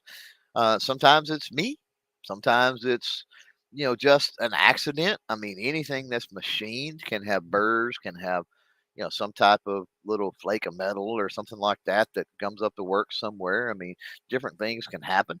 How many times in your life have you purchased something at a store, got home, and it didn't work out of the box and you had to take it back? You never really figured out what was wrong with it. You're like, oh, I'll go 15, 20 minutes down to the store and just return this and get another one, and you never messed with figuring out what was going on.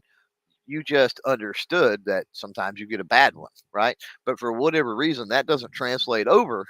That attitude doesn't translate over into even the YouTube space in general, whether we're talking electronics or coffee makers or mattresses or guns and gear, right? The audience, if something has a problem, there's just immediate, oh, it's garbage, right, right, right, right. And it's like, well, that coffee maker you bought at Walmart last week and took it home, plugged it in, and it didn't work, and then you turn around, boxed it up, took it back to Walmart, got the same exact brand, got another one, and now it's been working every day for the last week fine with absolutely zero problems. Is just tells you that mass produced things, machined um, things, it's going to happen.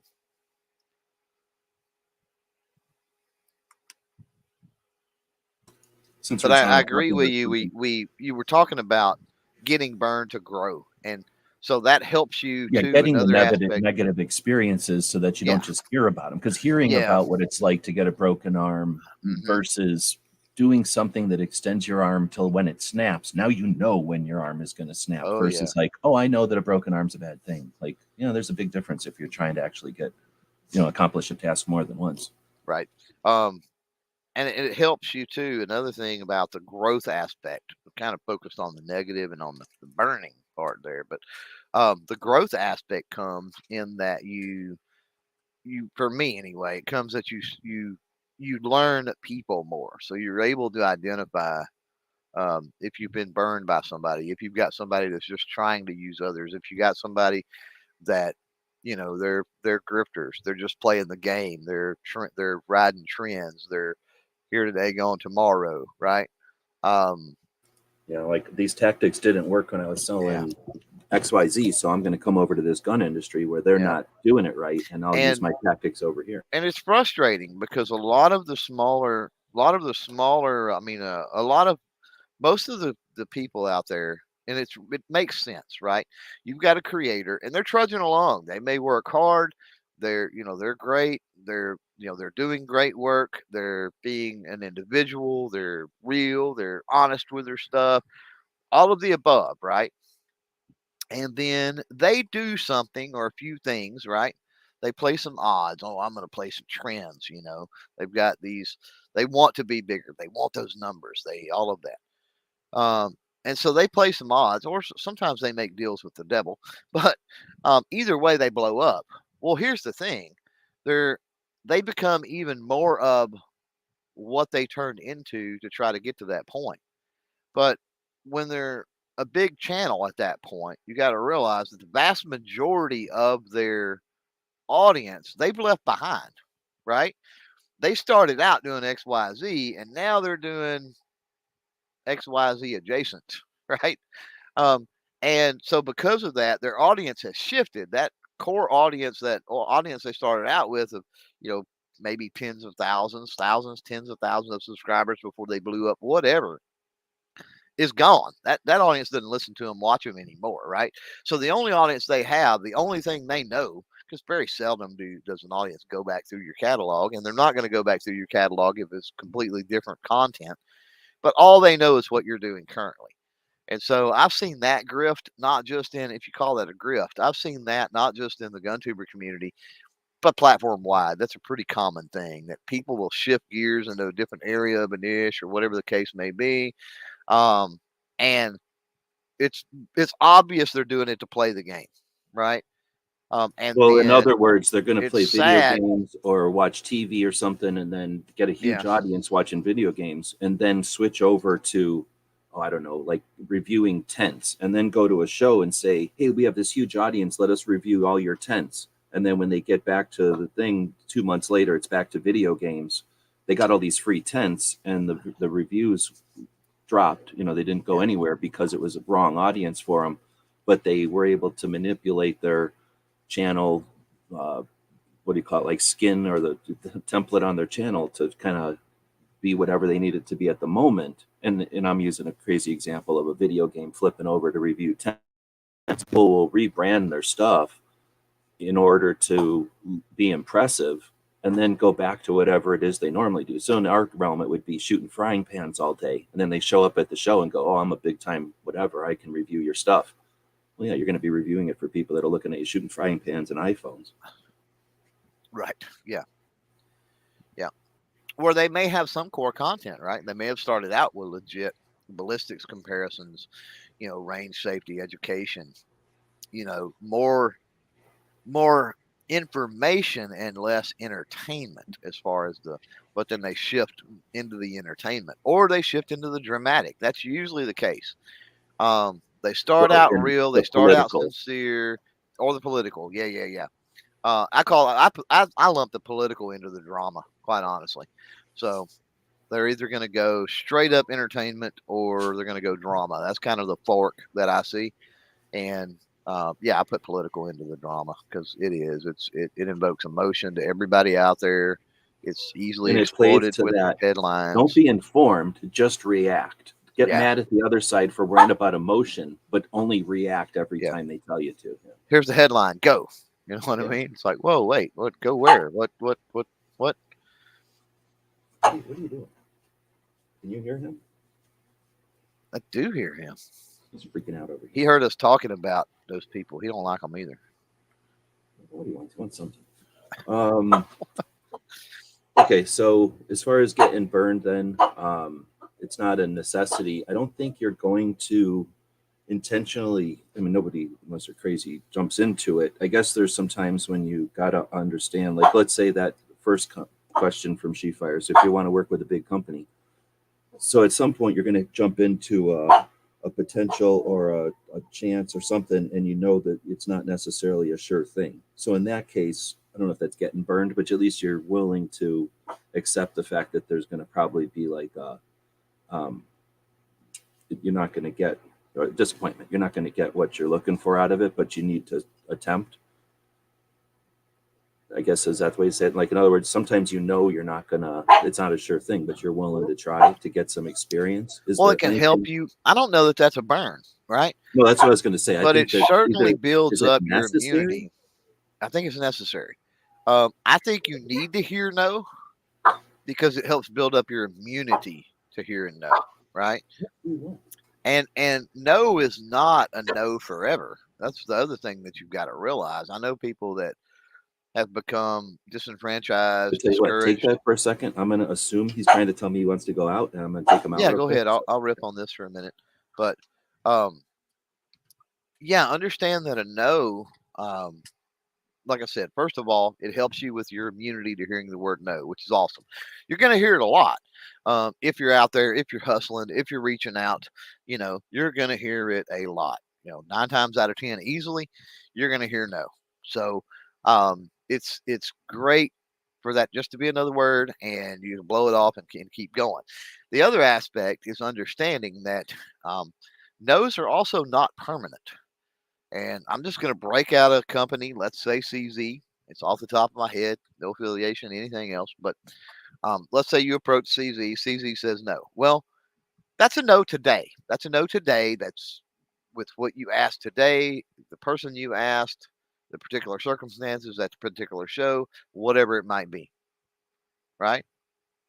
But that doesn't mean that the situation doesn't change. That doesn't mean that you don't have a different project later on that maybe you can articulate how CZ fits into that project so well, this next time with the same person or the same people at a different event, whatever it might be. Maybe they're at a different event. They haven't had as bad of a day at that event or whatever it might be as they did the previous one, and that influenced the no.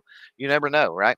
And so you go in, you pitch that, and it's like, oh, okay, yeah, this is interesting. Maybe the personnel, the employee, the position, maybe all of that shifts and changes, right?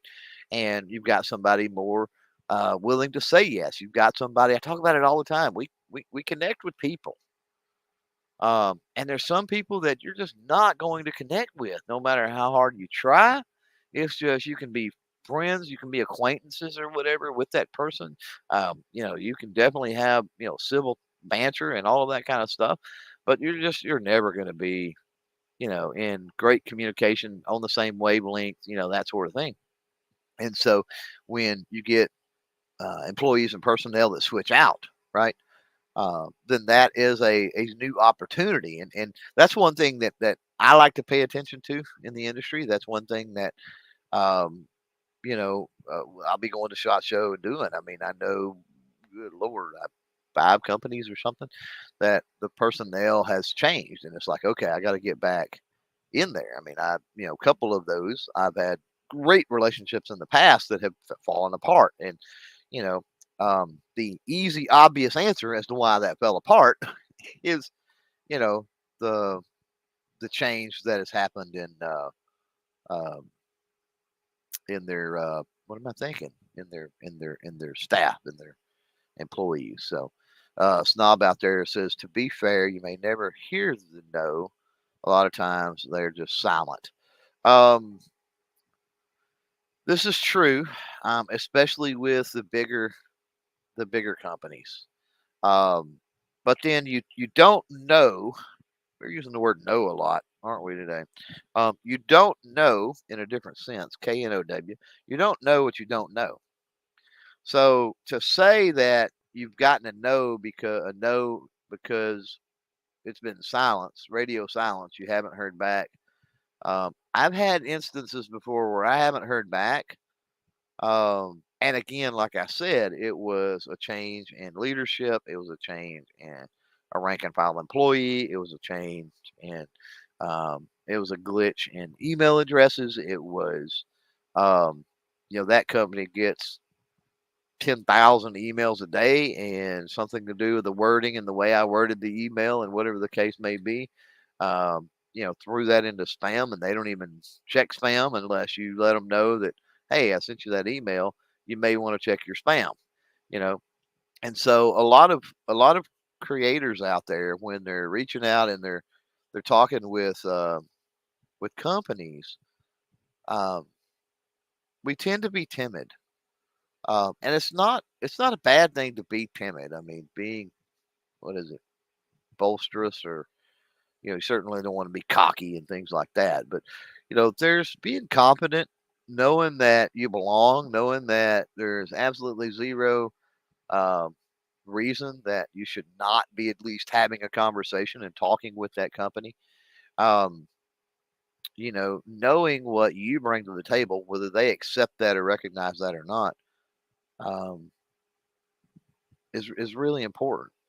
But at the end of the day, I mean, if you're not hearing back, that's not a hard no. Like, it's not the same. Like, not hearing back is not nearly as devastating as a company. And I say devastating. That's a horrible word to use because that implies that you just almost can't recover from it. And you should, like I said, you should be able to brush off no's. But that one company going, oh yeah, we don't do that type of marketing, or we're not interested in that. That's the worst kind, when they completely dismiss the potential value that you're seeing that's on the table. It does sting a little bit. It will, when you've thought about it, and you go and you approach that company, and you think, man, this is just such a great fit, and I can bring in a whole new demographic, kind of like I was talking about with the nighttime hunting aspect, or something like that, of companies earlier. You think this is a great fit. It's going to bring in a whole new demographic, this, that, and the other, and you talk to the whoever it may, the powers that be, and it's like, no, we're really, focused on this particular area over here. And you're like, okay, it's at the end of the day, your loss, your business. Um, yeah, I mean, I think that a relationship between a company and a creator needs to be a mutually beneficial relationship in some way. Um, it either needs to be relationships neither need to be mutually beneficial or mutually a loss, and sometimes it's a loss for the greater good. Um, if you're talking, I don't know, I can't think of an example, but more often than not, A loss for um, the greater good would be like Walk the Talk America. They're not going to make any sales because they include a Walk the Talk America brochure in with their stuff. But if you can be the liaison that lets them know about that, and one, they can help save lives, right, and they know that they're part of that, and they know that they can comfortably say that they're one of the first on board to be, in that wave. That's a thing that you've given them, and they've had the opportunity. And it's not I don't call it a loss leader. It's not like hey, give this stuff away and maybe you'll make some sales in the long run. This is just, let's solve the problem, want to be part of it, and you've given them the awareness of that and then the opportunity. yep, yeah. But there's Then, other things like that. There might be a hunting organization or a conservation thing or habitat awareness or right conservancy or something that they don't know about. mhm, I was listening while you're there. I didn't want to interrupt you, but I want to add to that that's one of those things that's difficult for people to enunciate or describe, but that's something that you get from SHOT Show. It's a resource that you are going to have from SHOT Show. Anybody could want to work with XYZ from afar. Anybody could think that XYZ or ABC or whoever is going to be the perfect match for whatever it is you're trying to get accomplished. Go in there and having the opportunity to talk to them. It's actually probably worse if they're like, hot damn, let's do that, because no one's ever really thought it through and now it has to pay off in a big way.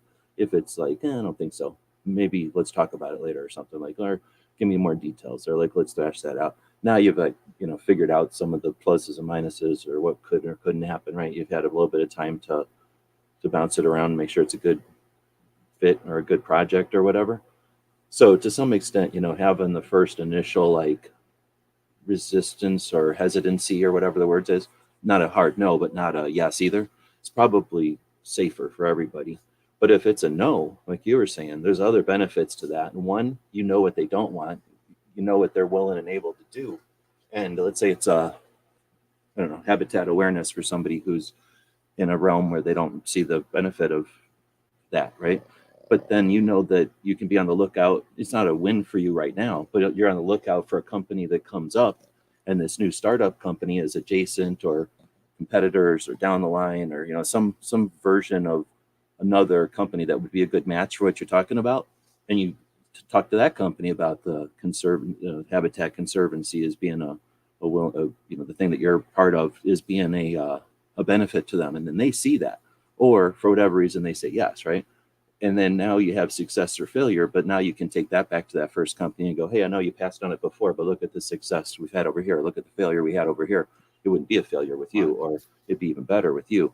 And you've got that intel, that insight, that awareness that others only can speculate about. So there's going to be gains and benefits from SHOT that aren't always pluses. That's, I guess, part of my burn question was that there's certain things you're not going to learn unless you have to learn them, or there's certain things you're not going to learn until it's a consequence or a result of. And if it's all positive, you just get reinforced that you can do no wrong, and that you're unable to deal with negatives or poor consequences, where if you like anybody, if you deal with adversity, you become more able to adapt.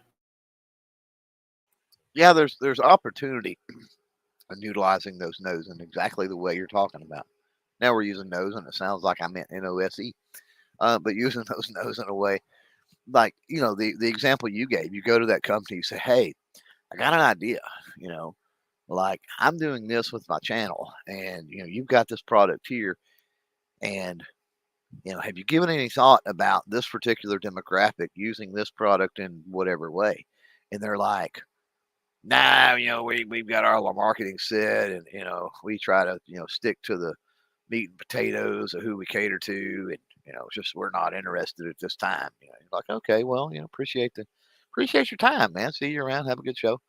And then you run across a competitor, and you go in and you pitch that idea, and they go, that's interesting. We never really thought about that. Tell me more. And you tell them a little more, and they're like, wow, okay.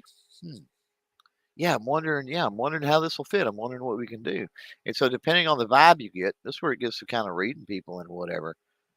That may be a prime opportunity to bring up the competitor and go, I'm glad you're receptive to this and you're open minded and you're thinking about it, because I just had a conversation in the XYZ booth, and they just didn't see that there was this demographic of people out there that is underserved or not served at all, right?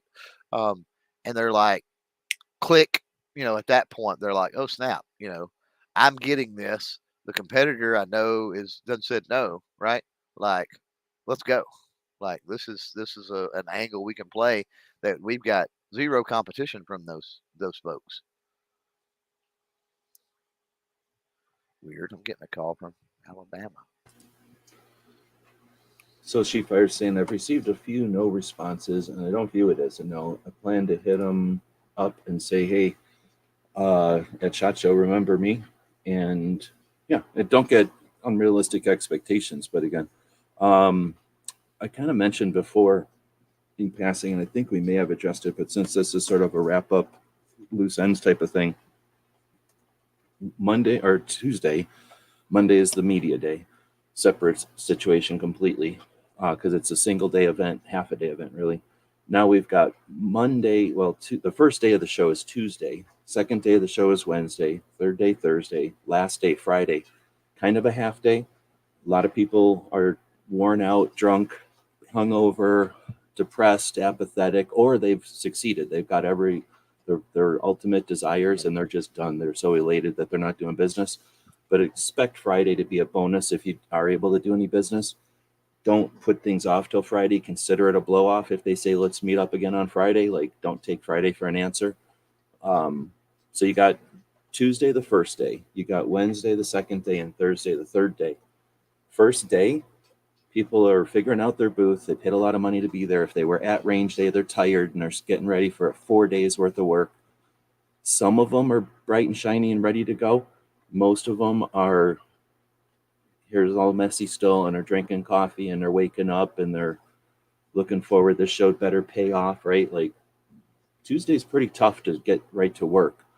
By midday and afternoon, everybody who's a professional is up to speed, but people are still kind of getting their feet. So most work is Wednesday and Thursday.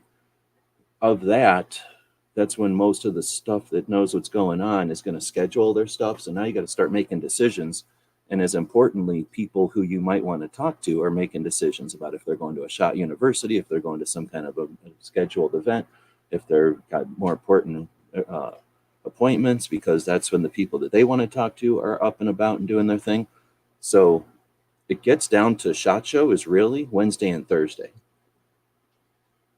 And I don't know if you want to riff on that at all, if you disagree. Oh, he's getting a phone call or something. No, I was looking for the mute button. Had another tab up. Anyway, yeah, I mean, it changes. Again, you've got to be fluid. It's something that G Webb's preached long ago. Definitely got to be fluid, because you don't know what opportunities are going to present themselves at whatever time. So don't stick to any kind of anything we say. File that away, in your brain pan, and it's like, okay, you've got that. That way you can recognize certain things as they come across, but don't be afraid to change things up. But yeah, Tuesday is one of those that Tuesday's a good day a lot of times I use this is what I do. I'm not projecting this on anybody else. I do in general. There's a lot of moving parts and pieces that go on individually every single day. But typically Tuesday, there's only a select number of companies that I want to talk to, I've talked to in the past, whatever the case may be. It's only a select few that's going to be at range day. So Tuesday is I'm just kind of scouting and checking things out. While I'm doing that, um, I am meeting with, just touching base with, let's say, um, those that I've got in all forms of relationship with, right? It may be trying to start the relationship from I have a relationship to I had one and I want to reestablish. Kind of like I was talking about the 5 or 6 or however many companies it is that's had some changes and stuff with employees. Tuesday's probably the day I'm going to figure that out. That's all part of the research, the recon, the scouting things out. Probably going to try to at least figure that out and not going to worry so much about the pitches, right, on Tuesday. Then um Wednesday and Thursday is you hit it heavy. I mean, you're hitting certain things, um you're having those specific conversations, that sort of thing. And then Friday is hey, we'll be in touch, see you around, have a safe trip home, that sort of thing. Um I, So I many, tailor so many I people. If people tailor are not going to be there, it's Friday. Like, so Friday is so empty. So many people are not there. especially later in the day, yeah, for sure. Um I've got But, that's a method that I work for a few different reasons. So those particular booths that I'm interested in, have a relationship, whatever, they're going to see me usually multiple times throughout shot, right? It's not a one and done for me. Um, and there can be perks to that strategy. Again, this is the way I do things, and I'm not saying that anybody else's way for them is necessarily wrong for sure. But I can go in and I can meet with that person and I can give them an elevator pitch and everything seems good and okay, appreciate it. We'll follow up in the next couple of weeks. Cool. And I go and they never see me again. Well, that's one time they've seen me, they've had that conversation. That's it. As opposed to, did they see me 3 times? Right? Did they even see me walking by when, I just pointed at them or something? I was walking by the booth and we made eye contact, right? So there's an element to that multiple, seeing you briefly at least, right? You don't spend 30 minutes, 3 days during shot, 3 different days through shot show, spend 30 minutes, every day with a company. Not necessarily. Now, if it's a company you do a lot of business with, right? You have a good relationship with, then yeah, I mean, you may need to do that. In my capacity, sometimes I do that because I get asked a lot of times about other creators. Do you know so and so? Do you know this person? Do you know that person? What do you think about what they do? What do you? Because there's media people that are walking by. I'm sure that um, I've just had it. There's people I've told to go see certain companies, right? And a lot of times I'll drop by and I'll say, drop back by and I'll say, hey, did so and so come by here yet? Or something like that, right? Um, but there's an element of quote So unquote if Clipper working tells you to go somewhere, he's going to go check up and see if you went there. I will a lot of times, yeah. Um, but there's an element of quote unquote working the show that does get recognized. Um, I can't tell you whatever show it's been, um, and SHOT Show being one, that I've actually had people go, "Wow, you're all over the place. Like you're, you know, like you're really working the show, or this, that, and the other." And I gotta think that's because the vast majority of people are one and done, right? They stop, they see somebody, they close that deal, or they get a foot in the door, and then boom, they're gone, right? And so, since I've heard that type of feedback, that man, you're really, getting around the show and working the show, and you're doing a lot of walking, and all of this, right?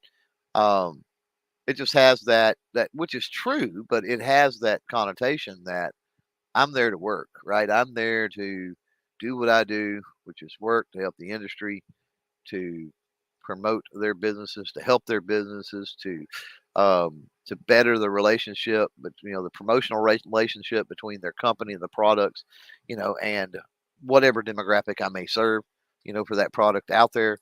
Um, yeah, I mean, I'm not there to hang out and look at cool stuff. Like, and I'm saying that's not all I'm there to do. Obviously, I'm there to look at some cool stuff, but I'm not just walking around without business cards, without anything, without taking pictures, without doing any YouTube shorts, without setting up podcasts, without doing anything. Just walking around and going, "Oh, that's cool," and playing with it, and walking to the next booth and going, "Oh, that's cool," and playing with it.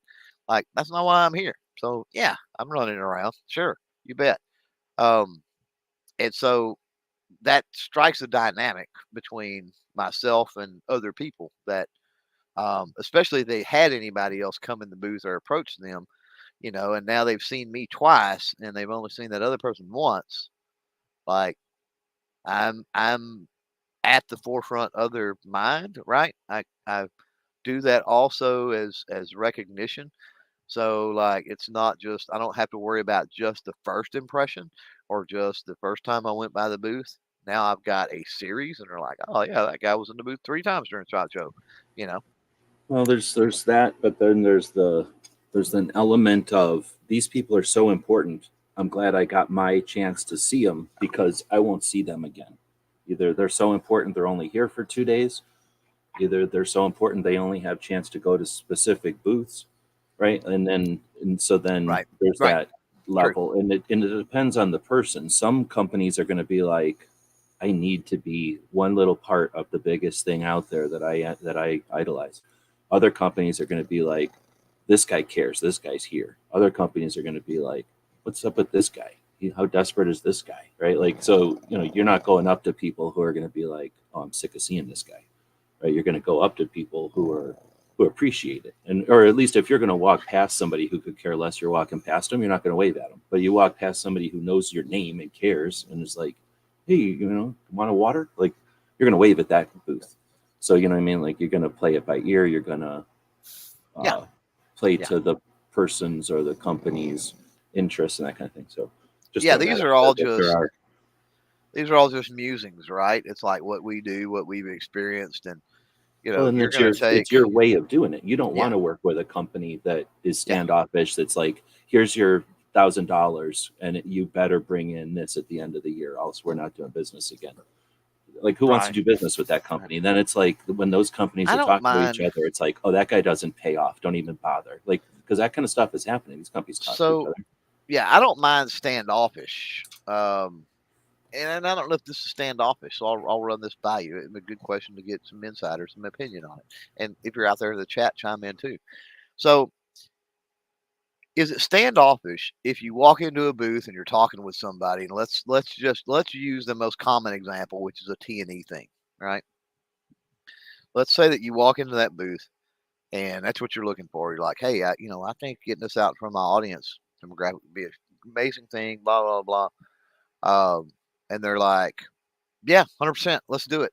What's your information? Blah blah blah. You get it down. And then whether it's at shot or it's later on, I guess, right?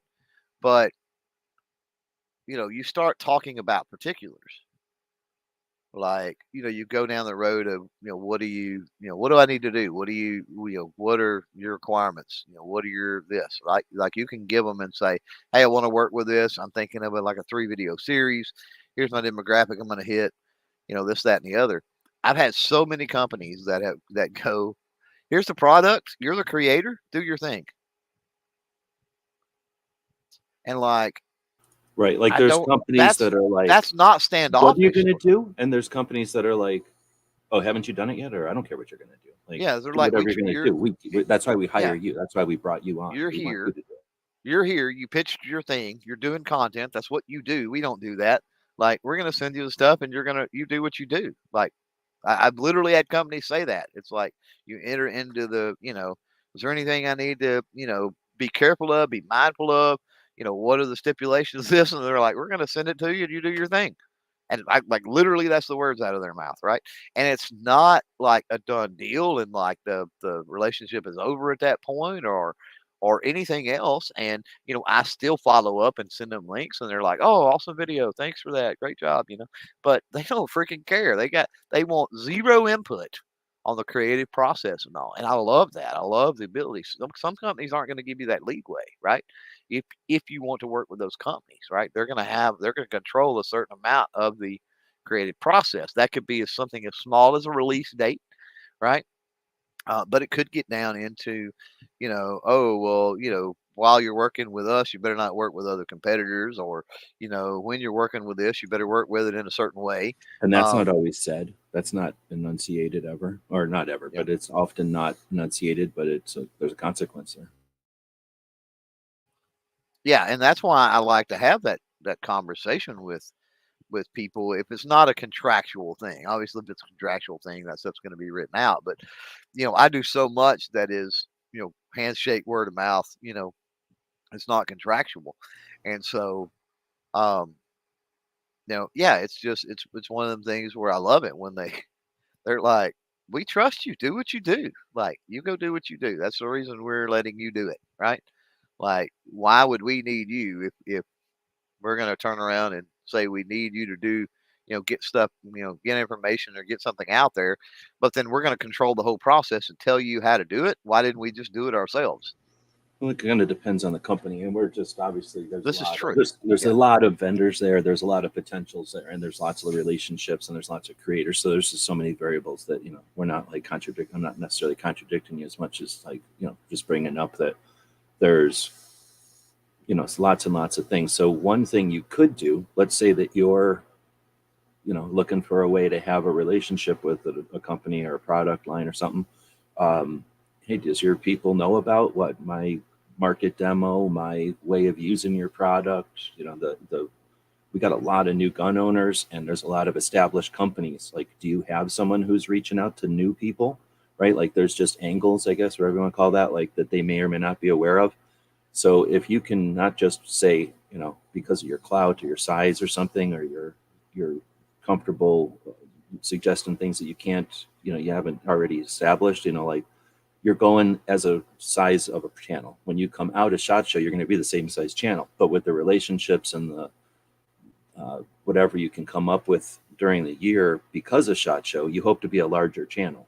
So there's potential there, but that's not a given. You got to find the right company who's interested in trying to help build that. Some of them value that, some of them don't. Some of them see the ultimate value in helping to build a content creator. Some of them see that as somebody else's job, or the content creator needs to prove before they come to us. So everybody's got these different opinions. But the right company, and not even necessarily the size of company, but the right company at the right time with the right approach. If you say, do you even know about new gun owners? Do you even know about left-handed gun owners? Do you even know about old gun owners? Do you even know about differently abled gun owners?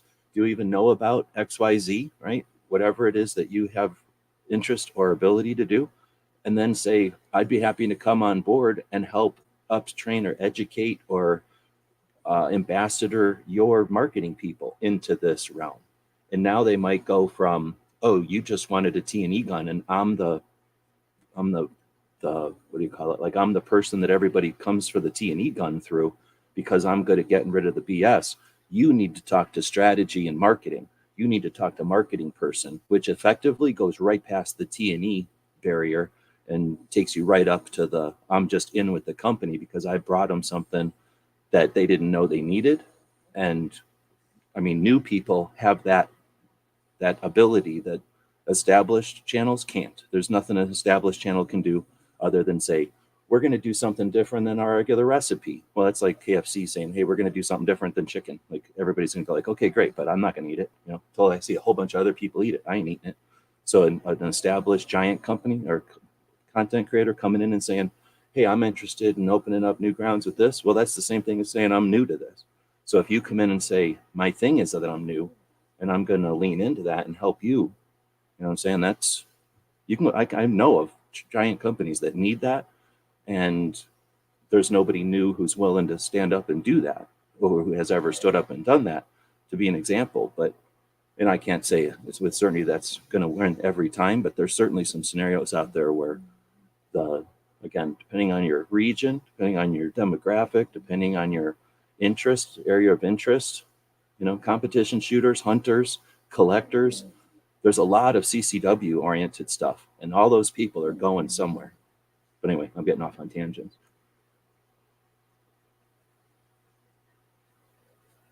No, I agree with you. We're 2 hours in, and something I just realized that we had not talked about, and we're talking to content creators here. I'm sure just regular people that watch channels and stuff are maybe watching this, but I'm guessing it's mostly people that are interested in creation of content.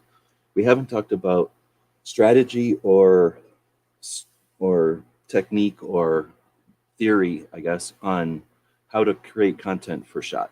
Setting it up beforehand, scheduling stuff during, and then how to deal with the after, how to deal with your potential after as you're filming, right? I mean, it gets pretty complicated. At 2 hours in, should we try to address it and make it a longer show? Should we push that off? I don't know if there's much time to do a different show. Should we just say, whoops, we missed that one? You just jumped in, so it's your call.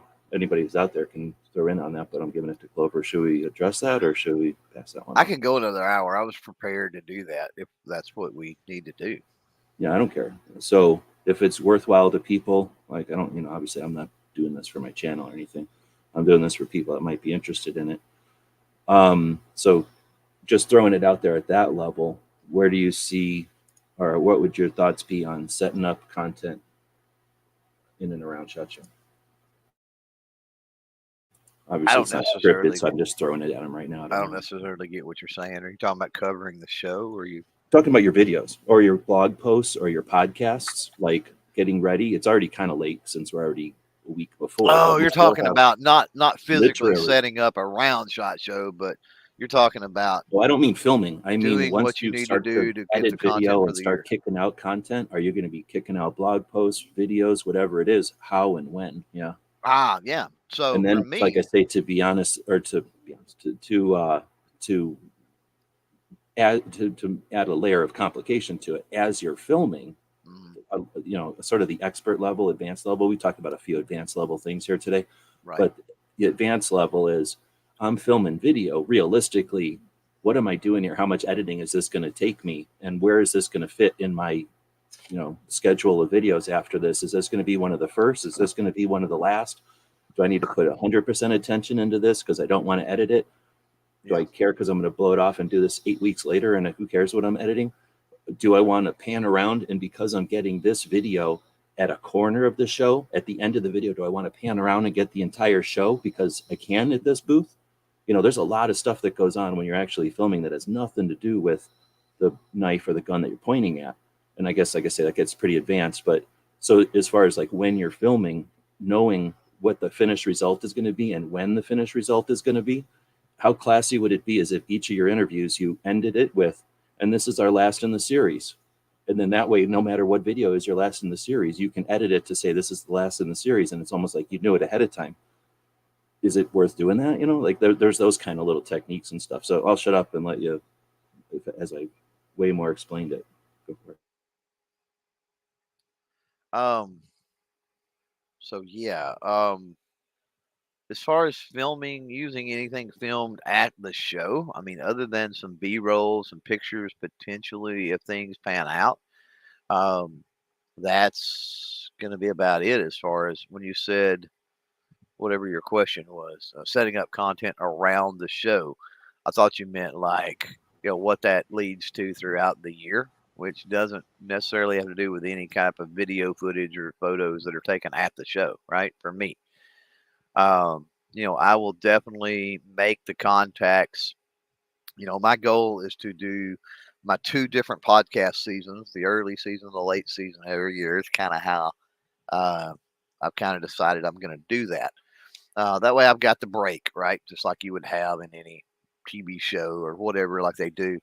And that gives me time to refresh and work on some things and tweak some and double check, it's also double check things. It's easier also to schedule guests because you're not scheduling guests in January, February for November, so it's further out, but then a little closer at the same time when you do that. So, what I will do is I will set up and kind of make people aware and everything of what's going on and that, when I'm on the podcast and this sort of stuff.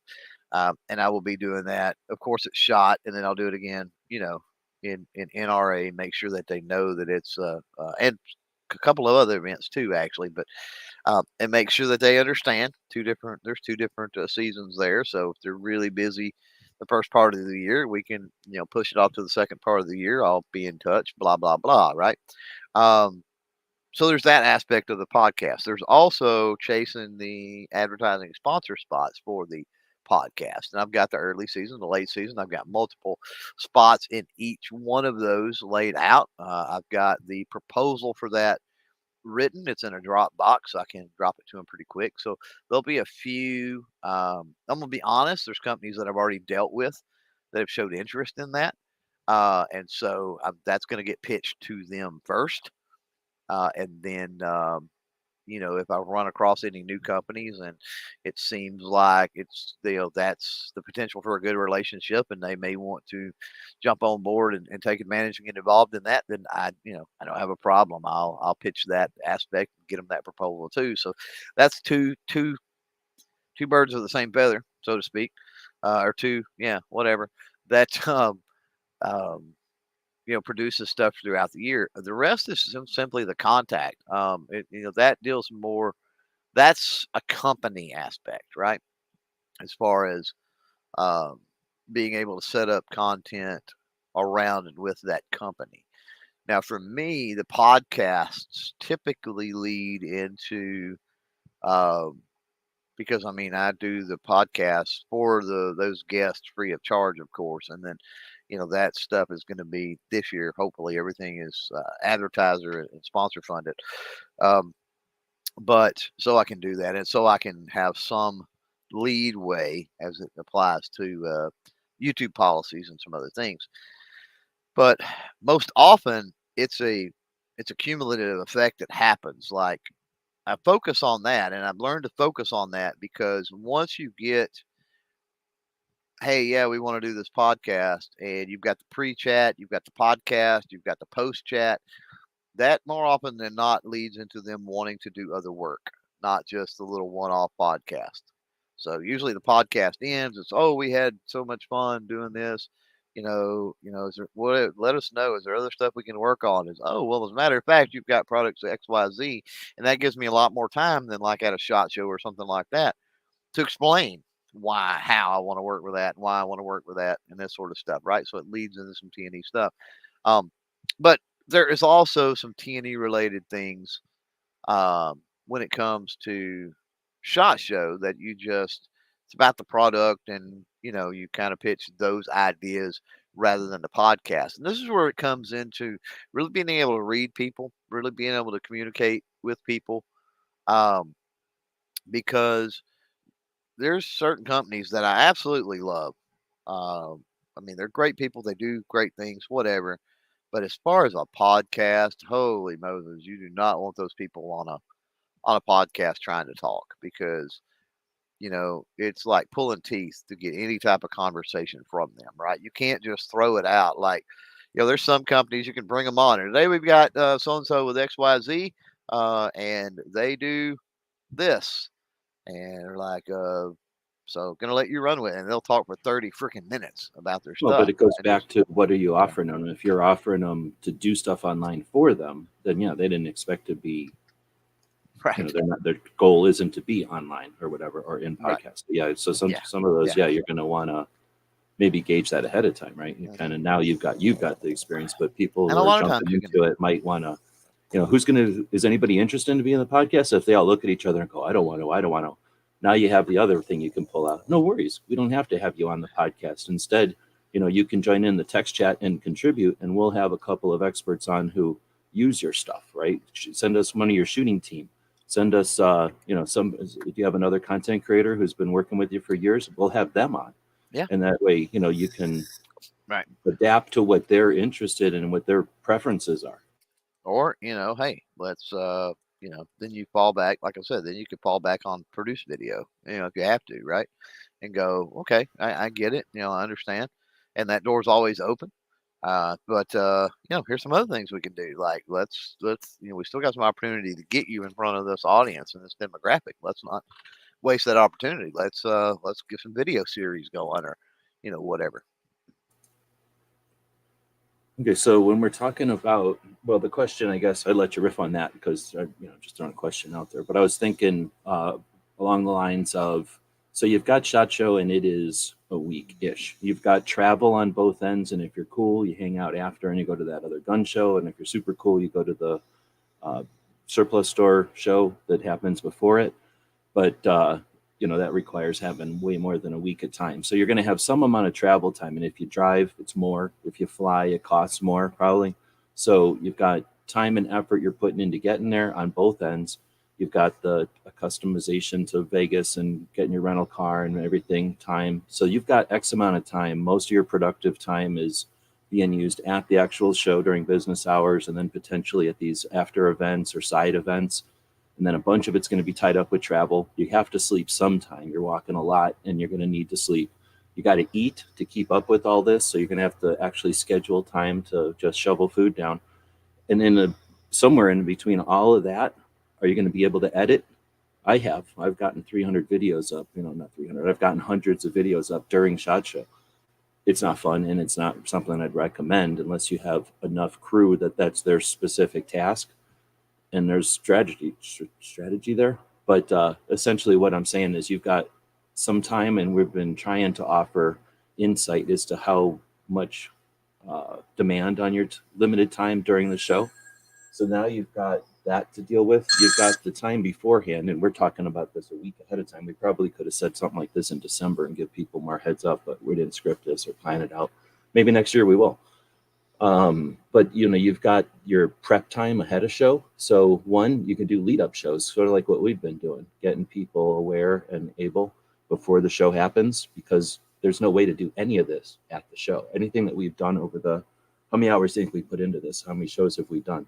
Probably more than 12 hours of talking about SHOT Show. Like there's no way to download that amount of info to somebody at the show or, right before the show. So, pre-prep, there's something to prepping before the show. If you want to get the best out of your videos, are you just going to drop videos along with everybody else?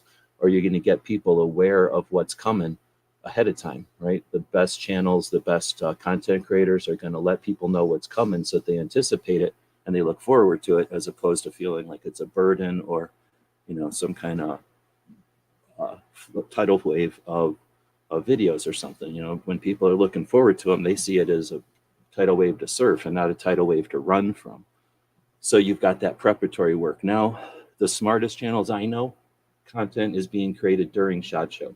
That's either alternative or adding to, supplemental or alternative, or both, depending on your channel and what you're looking at. So you're allowed to schedule videos, and we do a lot of live stuff. But people that do videos, you're not doing yourself any favors to not have stuff going up during the show. You're definitely not going to have much time with all the stuff we talked about with demanding your time at the show. You're not going to have time to think about non-shot related stuff that's going up on your channel unless you have to. Be prepared. This is the perfect time for something bad to happen to your channel and have to deal with it, with all the other stress you got going on. And then after, and I'll let Clover chat about this. So I can shut up here, but obviously the after is the tidal wave of them, and everybody who hates SHOT will chime in on how much they hate the tidal wave of videos after SHOT, as if seeing stuff from a bunch of different perspectives is horrible. Like, oh, I'm so busy with my time that I need to talk about something but besides what we're going to be talking about all year, right?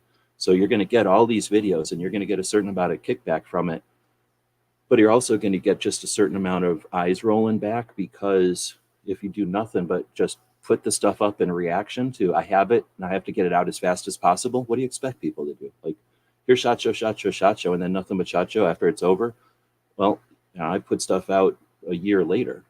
Some people think that's horrible. Some people think that's great. So there's different strategies to it.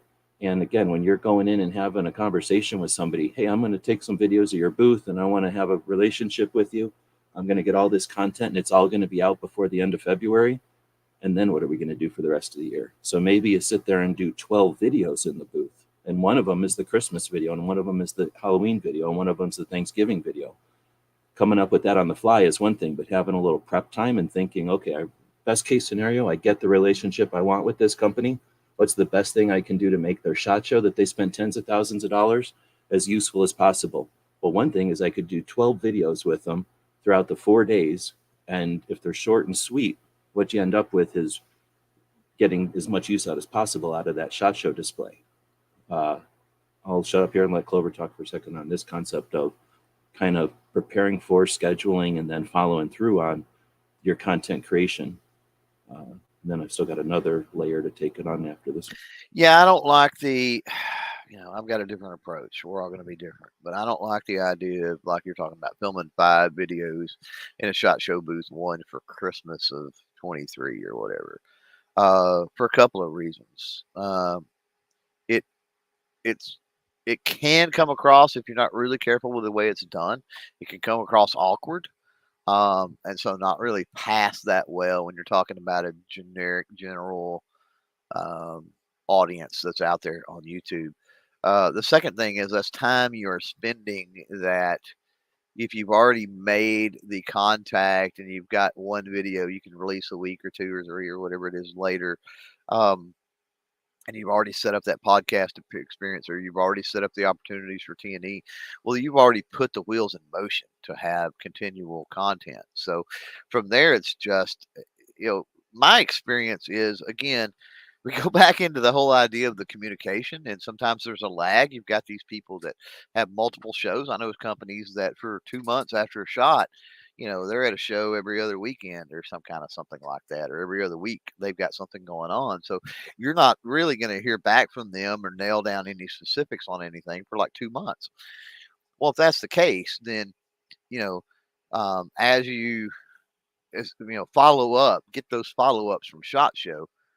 You've got all the things that happened at SHOT Show that they can happen, start happening within a few weeks or whatever, after SHOT Show. And then by the time that starts to dwindle, like, okay, I've done worked with all this product or these companies and done this. Well, if you're continually working those lines of communication to make sure that you're following up and other things, then you get other stuff that comes out. Um, you've also got things where you just schedule and you set it in, set that in motion that way. You'll get a lot of things that are released at SHOT Show. They're not released to sell them. They're not in the pipeline. They're not in the gun stores. They're not in the outdoor shops, right? They're previewing or premiering or whatever, right? They're like showing you, hey, it's right here. It's not in the pipeline yet. So it may be October or November before that's in the pipeline, right? For that particular thing. So it's easy to make your SHOT Show, the connections, the relationships, the things, the deals that you cut at SHOT Show. It's easy to make those happen later in the year without having to do extra work or benefit at the show itself. This is my opinion and the way I've kind of handled it at the show itself, to do that so that you're freed up at the show, to pursue or even get smacked in the face with other opportunities, because again, that happens. Um, I talk about it all the time. If you set up your schedules and you're like, oh, I got to get over here, I got to get over there, and you turn a corner, and you're like, oh snap, this is awesome, and it may be an awesome company that you can have an awesome relationship with. But if you don't have time to stop, if you don't have time to look into that real quickly, if you don't have time to pursue that, then you don't know. So what if you turn that corner? There's what would be a really good opportunity, but you dismiss it because you're going across the floor way over there, right? And you're like, you make a note, sure, and you're like, okay, I'll get back over there. But I've come home and I've had opportunities. I've rounded corners because that's happened, right? And I'm actively aware this goes on, and I try to not let it happen, but it still happens. I turn those corners and I'm like, oh, okay, get my notepad, make a note, this booth, this company, whatever, man, I need to get back here because that's freaking cool. And then you get over there and that doesn't pan out. It may be similar to what you just turned a corner and seen, but that one doesn't pan out. That's across the floor, but then okay, I need to run over here, I need to run over there. And then, there's only so many hours and so many days and only so many days in SHOT Show. And then you never get back to it. And you're like, man, what could it be? And like I was, you never know. Um, so that's my take on it. I mean, there's, again, with the amount of exhibitors there, with the amount of product that those exhibitors have in their catalogs, there's ample opportunity set the wheels in motion at SHOT Show for that throughout the year without having to actually do a lot of filming and a lot of things there at SHOT Show. And that's just, again, my opinion, my approach.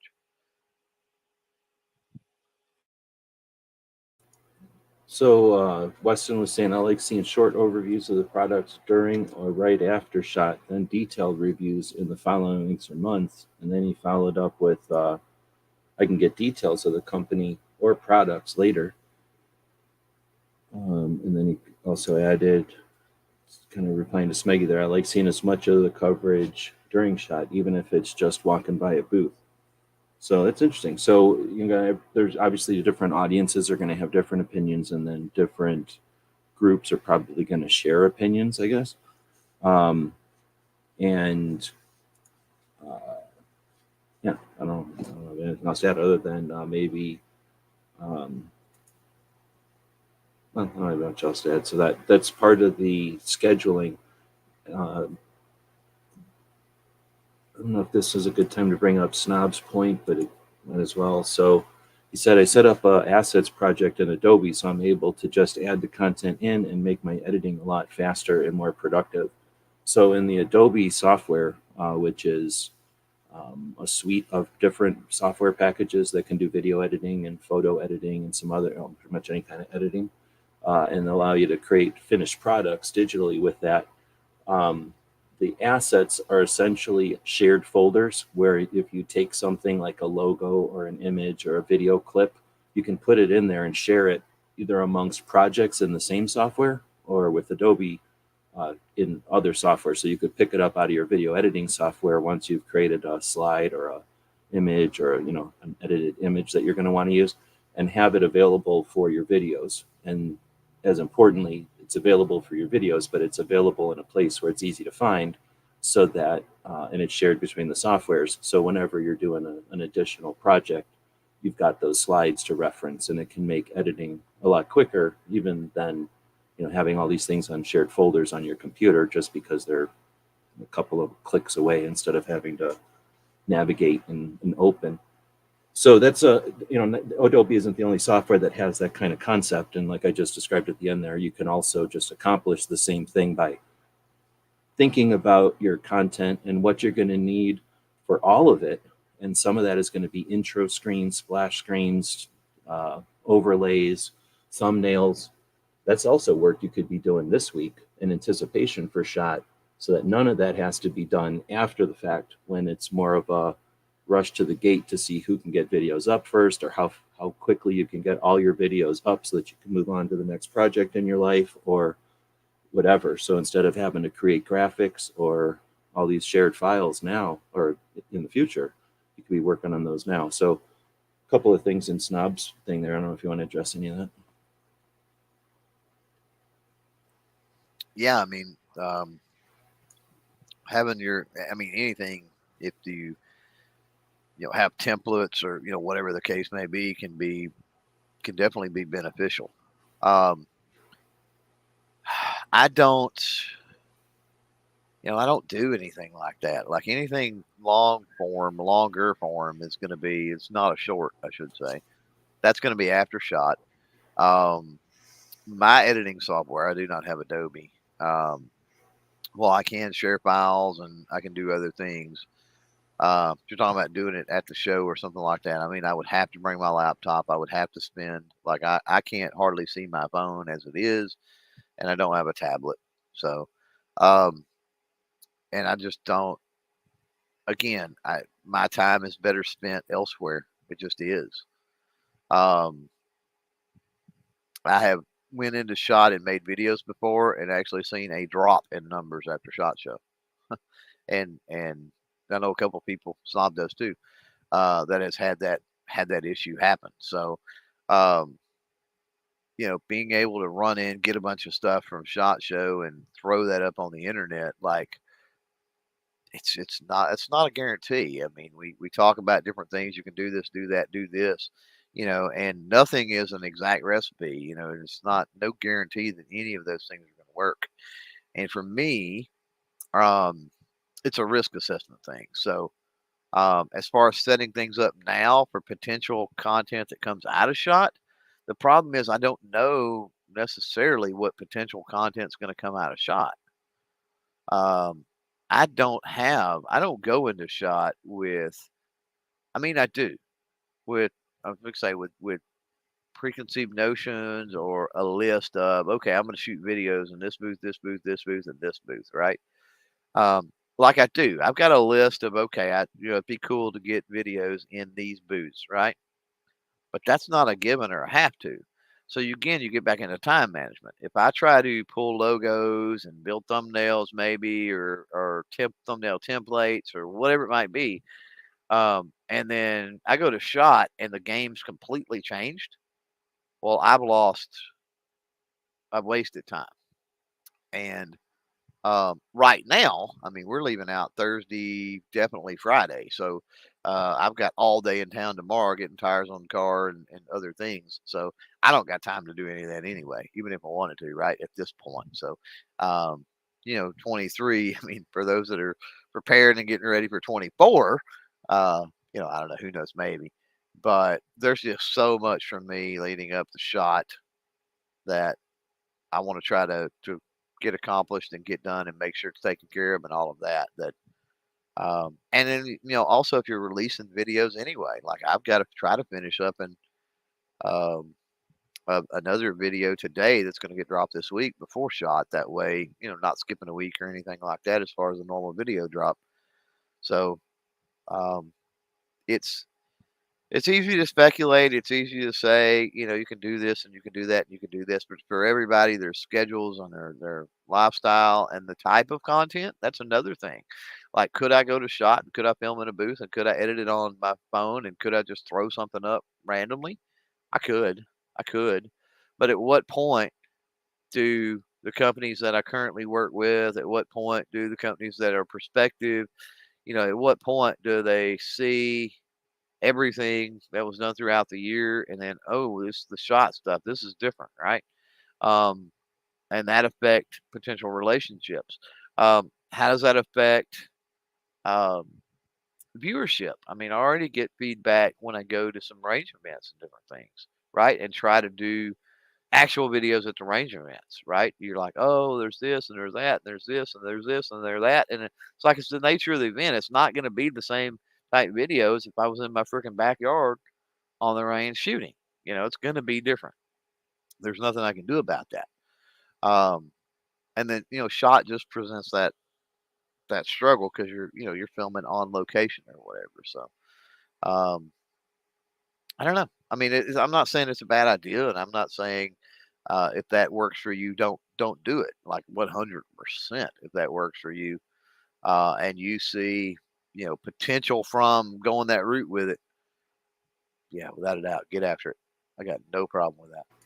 All right, so you definitely can see a different perspective there with Clover's thing. So there's so much there to dig into. So, all right, so you're going to create an audience. You're creating content, and that content is either focused to someone or someone will find it, right? But an audience will eventually happen. It might be large or small, and it might be the audience you were looking for or not. But you're going to be creating stuff, and it's going to be, seen and accepted and appreciated and dismissed and intolerated and tolerated, right? All these different things are going to happen. So in reality, without getting too much into just plain old channel coaching, when you create a piece of content and you present it in a free way out to the world, on a platform that's publicly available and not behind some kind of paywall, or, there's some sort of an established reason for the content going up that people might have some, extra parameters on because they paid for it or they found it somewhere. So if you're presenting stuff, you're going to have to be open to the fact that a couple of things: you're influencing what you're putting out there by your style and your presentation. And then the people that accept it or find it are going to have insight and input into that. And you can either react to that input, or you can go against, you can either go with the flow, or you can go against the grain, or you can try to tread water in a specific place. You can try to get out of that flow and go, that river and find a different stream or something where it's more what you're trying to do. But like you're going to start immediately getting some feedback. So when you create a channel that reacts to feedback by changing to what the feedback asked for or demanded, then yes, you're going to be concerned about what you present, because you're going to get feedback that, you're going to get feedback that adjusts it, or that the people who offer feedback are going to assume that you're going to react to the feedback. So they're going to offer feedback in that realm. There's channels out there that go, here's what you get, walk away or accept it, and they don't accept that kind of feedback. So they never listen to that feedback.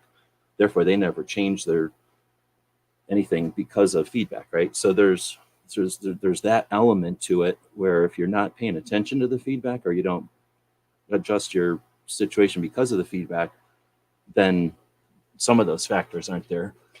Same with your relationship with someone you're doing business with. So if you go up to them and say it's going to be professional, it's going to be XYZ, there's going to be 12, and then you offer 14, and they're going to have a problem with that.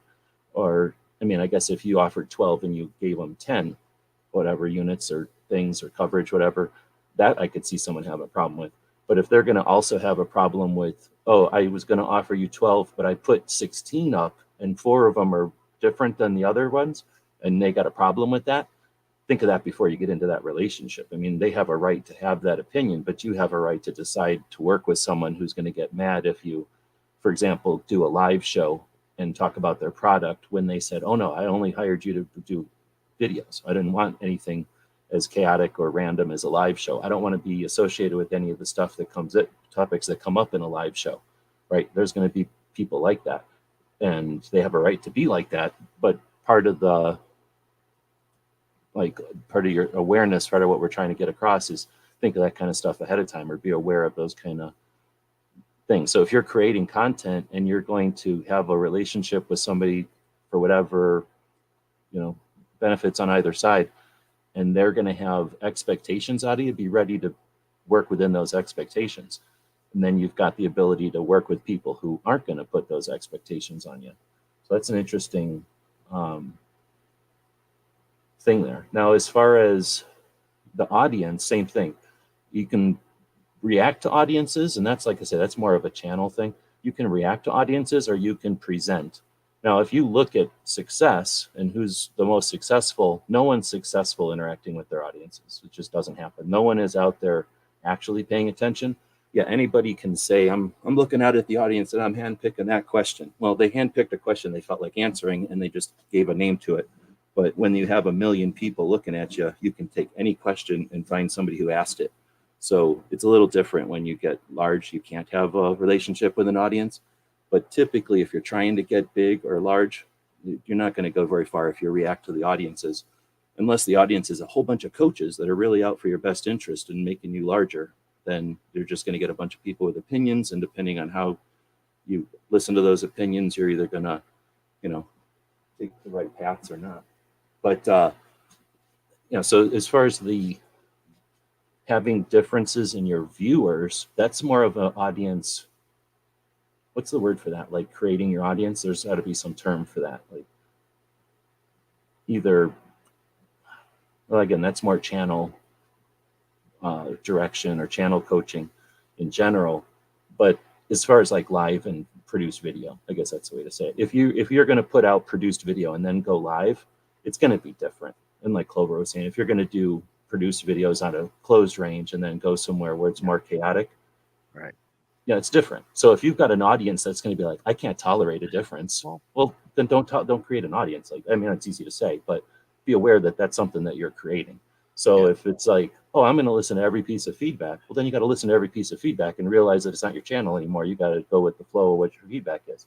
But if you're going to do that, then decide to put that down in a river where, or in a community where you'd want to be part of it. Because if you put it down in the world and say, whoever gives me feedback, I'm going to go in that direction, you might go somewhere you didn't want to go, or you might end up creating a channel that's going in a direction you don't want to go.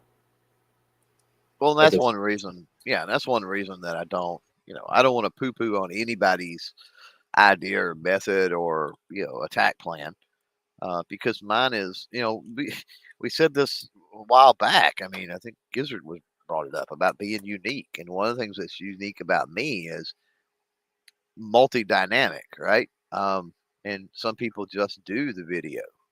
He right? can shoot shotguns and bolt actions. He's Right. At the same time, sometimes we'll have to do video on that. But um, no, I mean I've learned, I've done produced and I've done written and I've done the podcast thing, and I've learned a certain like combination method of leveraging one against the other. You know what I mean? Because I do those. So, if somebody's out there and they're listening to me talk, you know, the ideas you have may not be wrong if all you do is produce video content, right?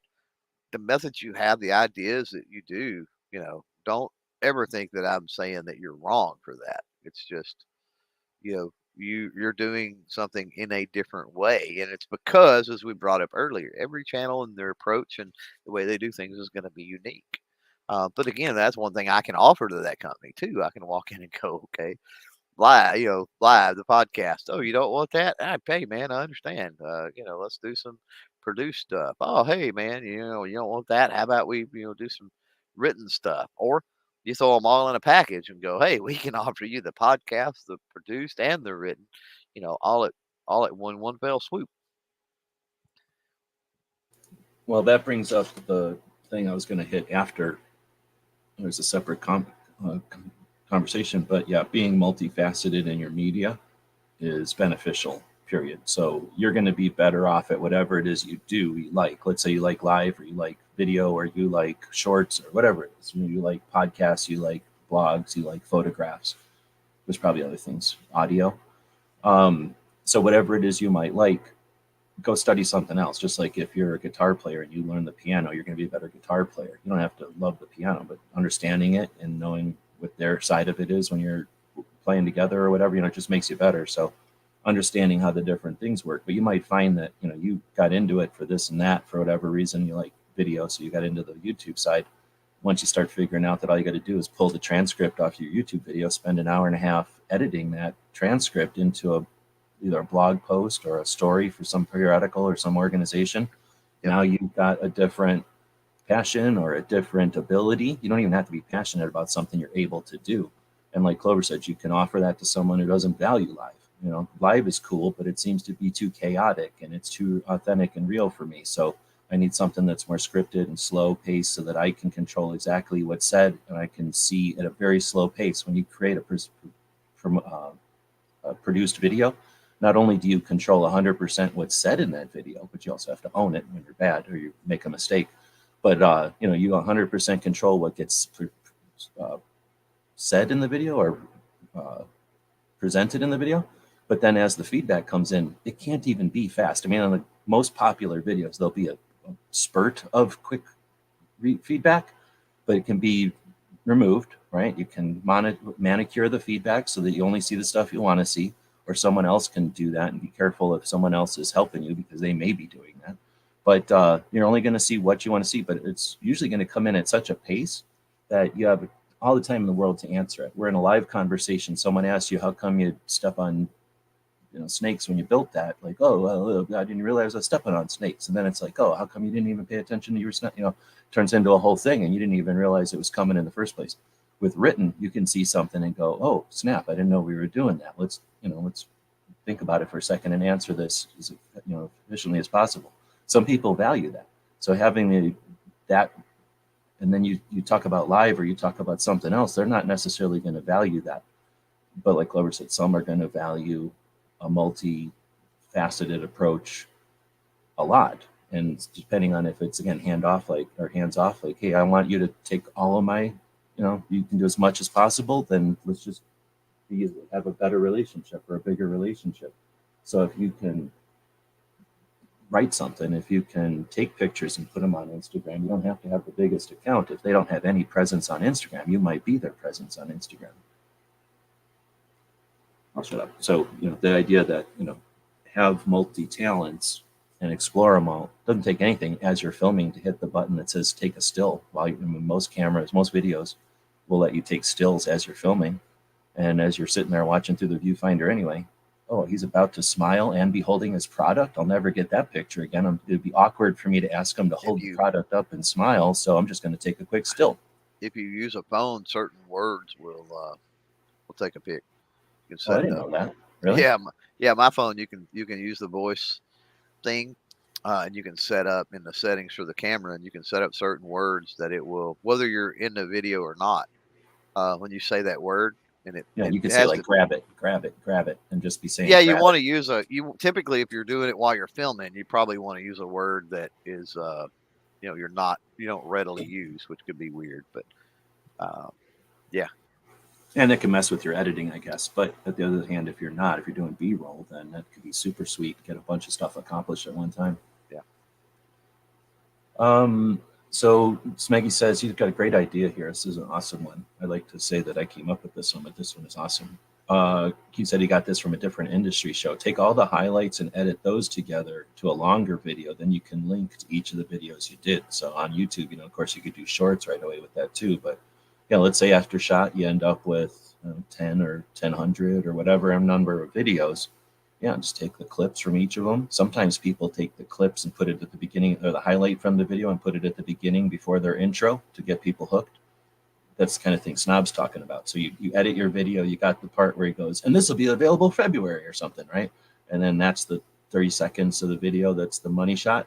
You cut that out and put it at the beginning of the video, where you take that clip and put it into your assets. And now you've got it for something like this, a best of, or other type of things. And then string all those together, make one video, ideally that's not just complete switching from one scene to another, but maybe a little bit of production there so that people might want to watch it as a highlight reel, and then make shorts, pull shorts from that highlight video, and then you can potentially pull the short or link the short to that highlight reel and the real video. So now you get dual use out of your short.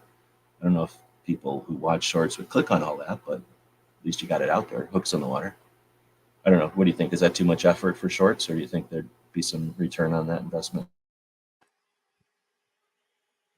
I think that might be too much effort for playing the shorts game, quite honestly. And it is SHOT Show, so it is going to be a certain amount of, oh, it's SHOT Show, I'm sick of it. And here's the thing: everybody's sick of SHOT Show now. If they're sick of it, they're already sick of it. The people that go there are going to dig it next week and then start getting sick of it. And then everybody who's been there is going to be super sick of it by February because they've been editing the video and they went and spent all this money and they're questioning whether or not they made a bunch of money. No, a few people are going to make a bunch of money and they're going to be sprinting year to year, no big deal. But everybody else is going to be kind of getting sick of SHOT Show. I don't know. Challenge me on it if you want, but I think if you post stuff in August of your highlight reel from SHOT Show and you start digging in again, I don't think your people are going to flee from your channel. I don't think that people go, I hate SHOT Show so much that if you talk to me in August about SHOT Show, I am never going to watch this channel again. I guess it's possible. But those people, did you really want them around? Well, I mean, and here, let me take off my, the way I do things, the cap for that for just a minute, right? And say that let's say that I am going to go in and get a bunch of booth interviews and footage and stuff from SHOT. An approach that may be more beneficial, especially if you're going to spread it out through the year, is keep in mind beforehand that you're going to spread that out through the year. And I think you alluded to this kind of with the Christmas thing or whatever you were talking about earlier. If you do that, then you probably don't want to start out your video by, hey, it's January 2023 and we're here in the SHOT Show in Las Vegas with the, maybe you just want to keep it generic. Like, hey, we're here talking with Ruger or whoever, right? And that's it. Like, you don't have to say where you're at or what you're doing or necessarily tie it into SHOT Show. Like, Ruger doesn't give two flips if you say that you did that video at SHOT Show, as long as they're talking about their company and their product, right? So, and then well, of course, it is timeless if you don't say, but I just don't think that the SHOT Show branding gives it that sort of like, I don't think people are repelled by it. The verbal trolls on YouTube are repelled by it, but in reality, it just puts a watermark. It just puts a timestamp, I guess is a better way to say it. Like, it just lets you know that, okay, I'm looking at the Ruger, but I'm looking at it at early 2015. It depends on, this is what I've found over the years with my content, and this is various events. It totally depends on the whatever product or company you're talking about.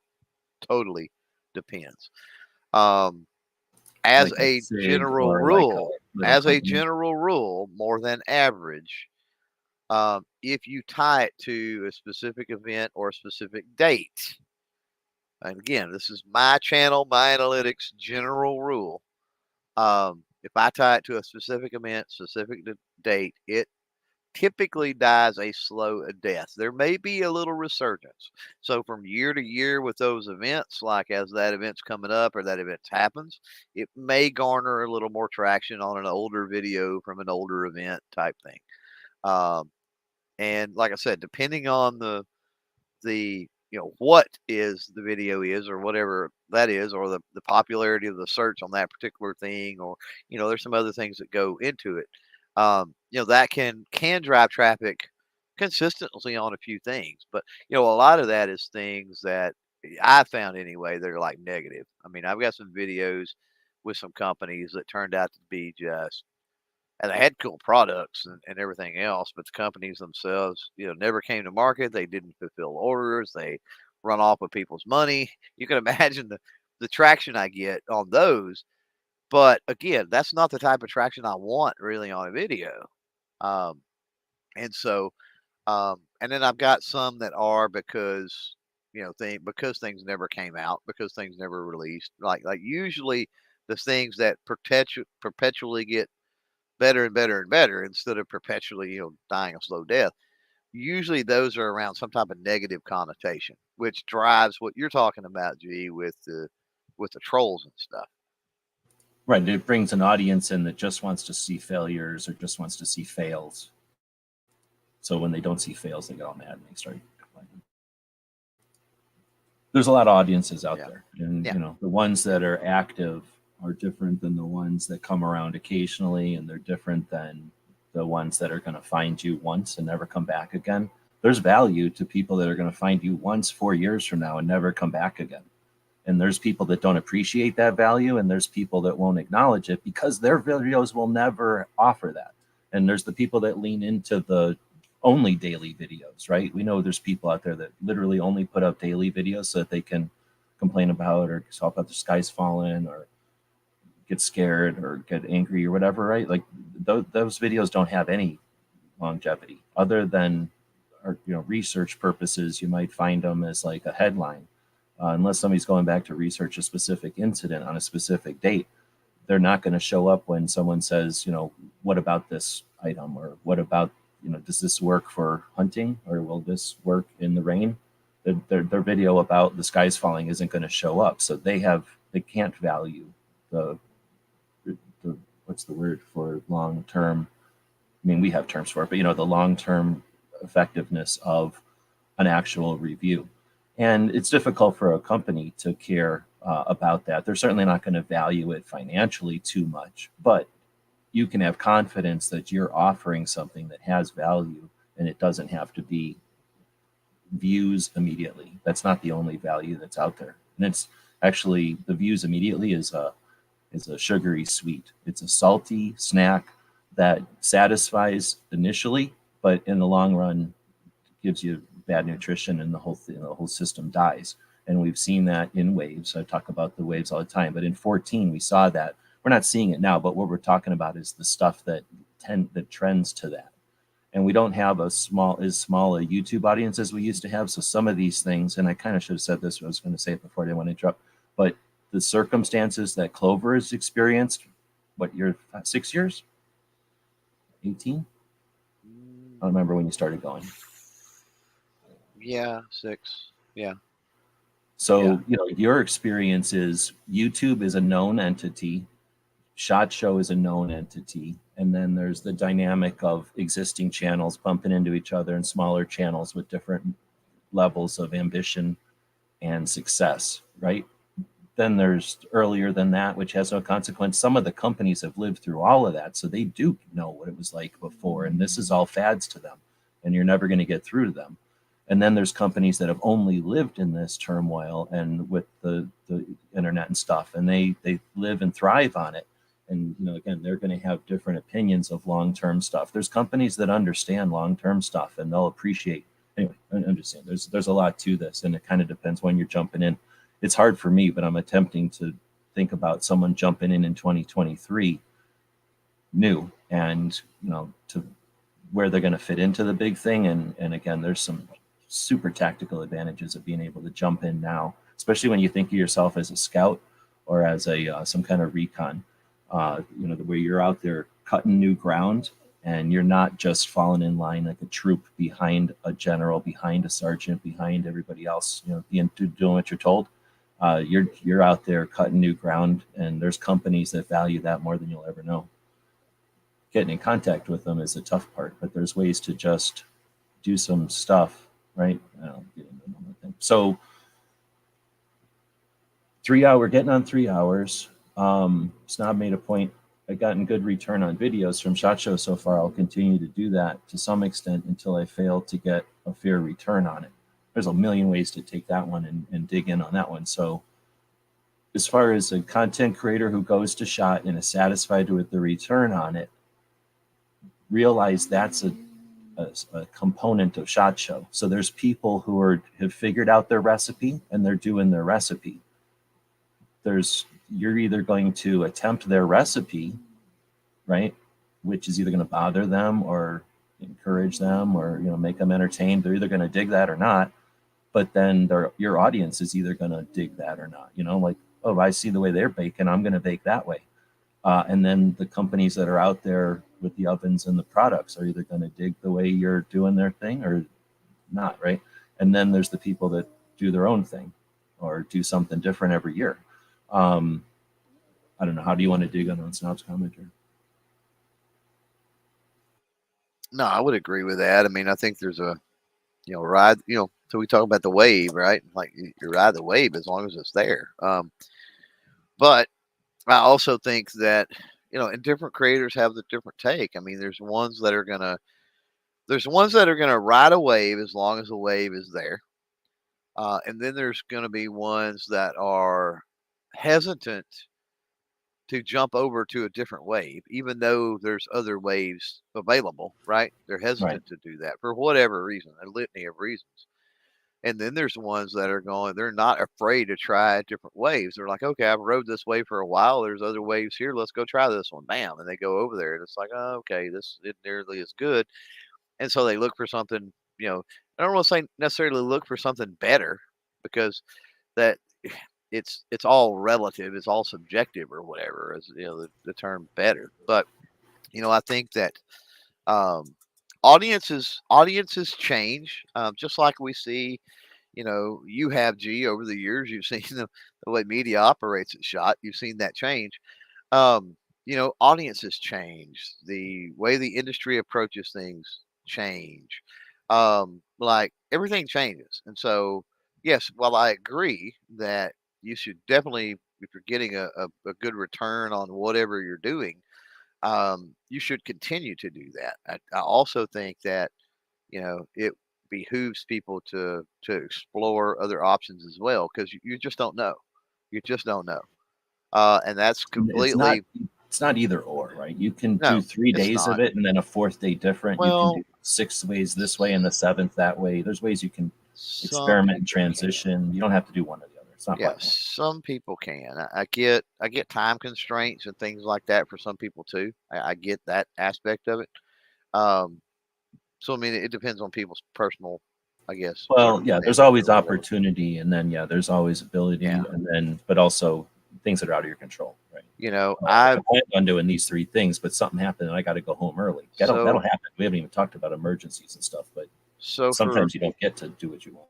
Yeah. So forever now, and just an example. So forever now, I've done lives. Those lives have been ported over to podcasts. Like, they're okay, blah blah blah. But until this last podcast season, I changed some it was behind the scenes mainly and some other things, but I changed some things up, so did some things differently. Was able to grab a sponsor because of that. Because I changed things up. I don't know if it was new and exciting. I don't know whatever, but I contend as far as a podcast go, best season ever. And so that's what's electrified me or motivated me to go into SHOT, leaning even more into the podcast aspect, right? And so, had I not tried a few of those different things, would it, um, how would it be different? I look back and I think about that. Like if I hadn't tried this or I hadn't tried that. Um, same thing Oh goes man, with I think regrets and and second you can thoughts could be a whole nother chat. right, and it's not just that, and I'm not picking on Snob because I totally get what he's saying. Yeah, he But just put a comment up, and yeah, I'm not trying. We're yeah, not. I appreciate you putting in comments and letting us wail on them, but we're not trying to be personal or no, anything. no, We're no, just we're just using it using as a these point. as Yeah. yeah, we're just using these as talking points, right? So, but you know, to when you're talking about you're getting a good return on your videos, maybe we're not even talking about experimentation in the sense of jumping completely over to podcast or completely into shorts or reels or some other weird, different medium or whatever. Maybe the experimentation comes into, yeah, you're getting a fair return on it, blah blah blah. But what if? What if you tweaked this approach of the proofs of the approved of the produced, if I can get my words out, content, right? What if you tweaked these little things? What if you tweaked your approach into it? What if you tweaked some on-screen elements? What if you tweaked? Could that return be even more? You know, um, and so there's always room to be looking at other angles and other things. And for me, that's part of the fun of all of it. That's why I look at analytics and I watch things like that, and you know, it's it's interesting when you can go, oh, okay, whoa, wait a minute, this looks like it. This looks like it's working, you know, um, and then you find out, oh crap, it is working, awesome, right? And then you look back and you go, well, why did I? And this is all part of it too. Is when you do that experimentation and you find something that works, then you look back at all the time you spent and you kick yourself in a way. You're like, holy crap, I spent, 2 years doing things this way. Like, and that could be even something as simple as what Snob was talking about with setting up the stuff in Adobe, right?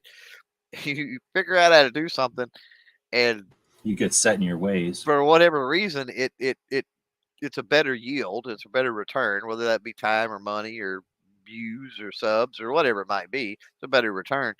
And then you kick yourself going, why haven't I been doing this the whole time?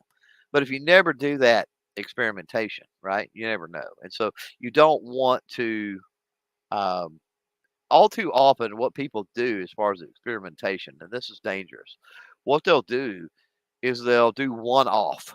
And when I'm talking about experimentation, I'm not talking about one off.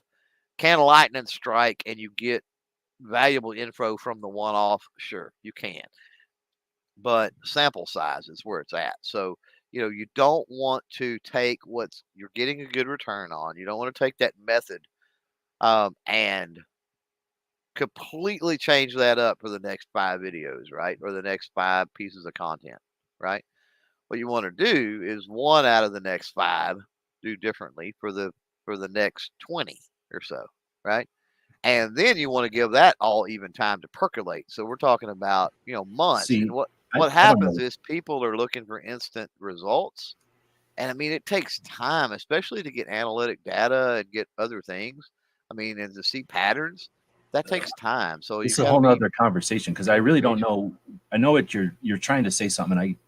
I'm thinking of like 4 different ways of interpreting what you're saying there because there's so much there. Yeah. But I hear what you're saying. But when just the part when you said 1 out of 20, my strategy or my preference, I guess, my style would be to No, it'd do be like a 4 or 5 out of series 20, of but yeah. 20 over here and then do a series of 5 over here so that it's not like 1 out of 5 is different, but I'm just going to do different things in different streams.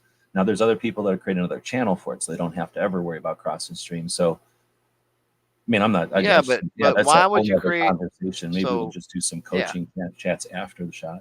but just tweaking your hook, right? Or tweaking some on-screen elements, No, right? no, it's just like And that's what I'm fishing. It's talking just about. like Why would fishing. you create a whole new channel for that? That makes no sense. No, it's just like fishing. You're gonna use a bait, right? You're gonna decide on the conditions of the lake and the weather and the fish and your experience on the lake and where you're at in the lake and everything else. You're gonna throw a bait, right? You're gonna pick one and you're gonna do whatever you're gonna do with it before you decide, okay, I'm switching it up. Are you gonna cast it a little bit different? You're not gonna necessarily do the same thing 5 times and then quit. You might do the same thing 5 times, same cast 5 times, decide maybe I'm gonna throw it over there.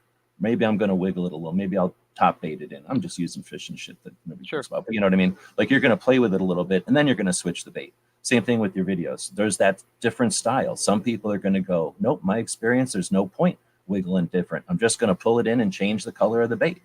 You know, so there, and that's the thing. So maybe I'm going to throw another line in. Maybe I'll throw a worm in catching catfish at the same time I'm catching bass over here with top bait. So videos are the same kind of way. I think of them as nets or hooks a lot of times. And okay, so getting back to, I wanted to put in surfers and waves. You made a great point about just using that analogy of like, if something works, run with it.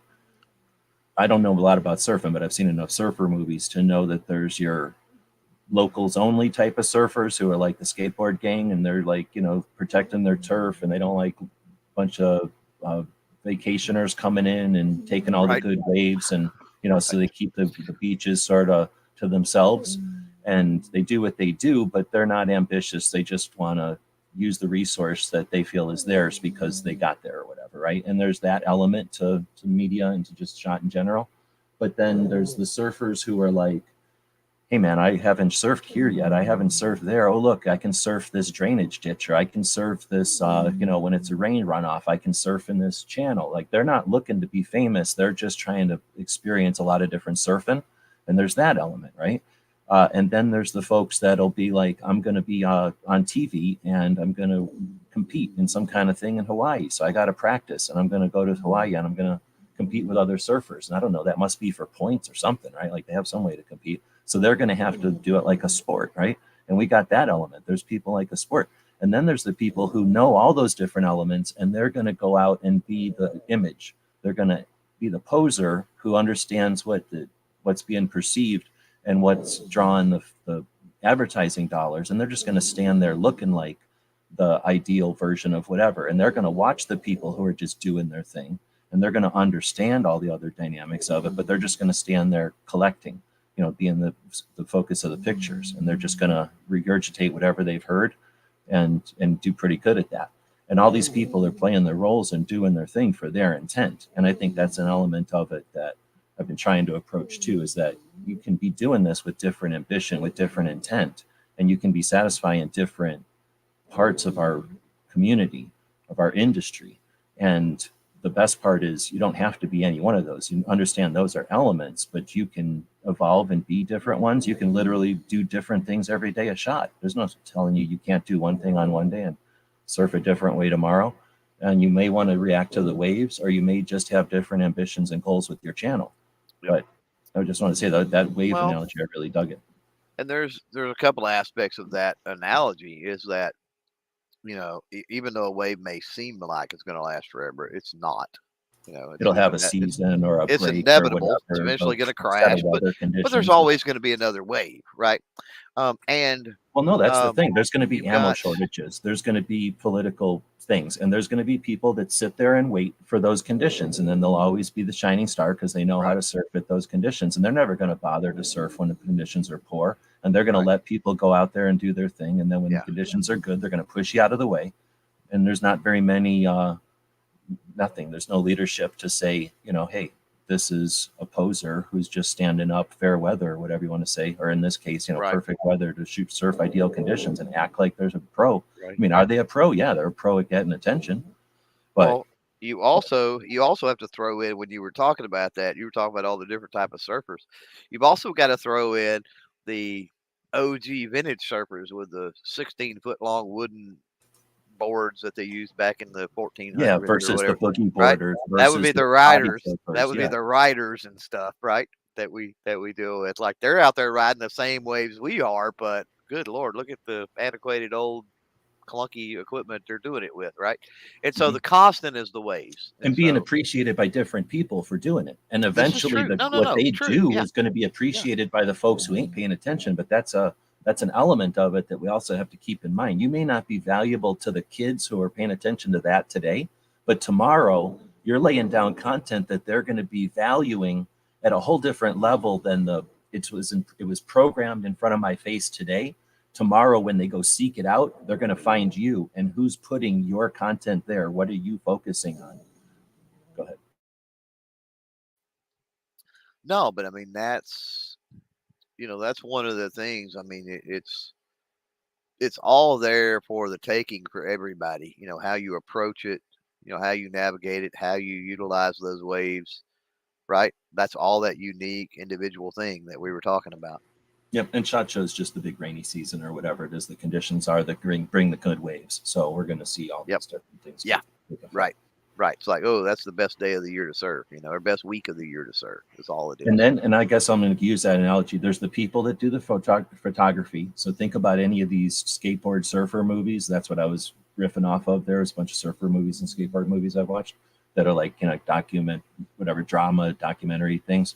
And there's always the photographer. The reason surfing and skateboarding is a part of our culture is because there were people documenting it, which made it look cool, and they had things to actually share and put in magazines. They got a way to get paid, so they were able to encourage the kids doing their thing or pay for the kids' skateboards or something because there was a monetary value there, right? And they were able to share that community, and that community had value, and it's part of our culture because of that element.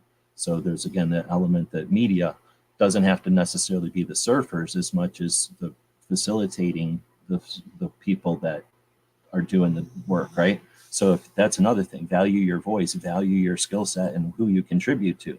There's effort that's being done, and there's people that need support. And if you're interested and able to do a support role, you're invaluable. You're ultimately the most valuable. Because I'm thinking of a couple of people that Clover and I, maybe there's somebody Clover and I host a show with, who could definitely use, support of people who have skill set and time to offer. The same way that he has people offer range master volunteer time.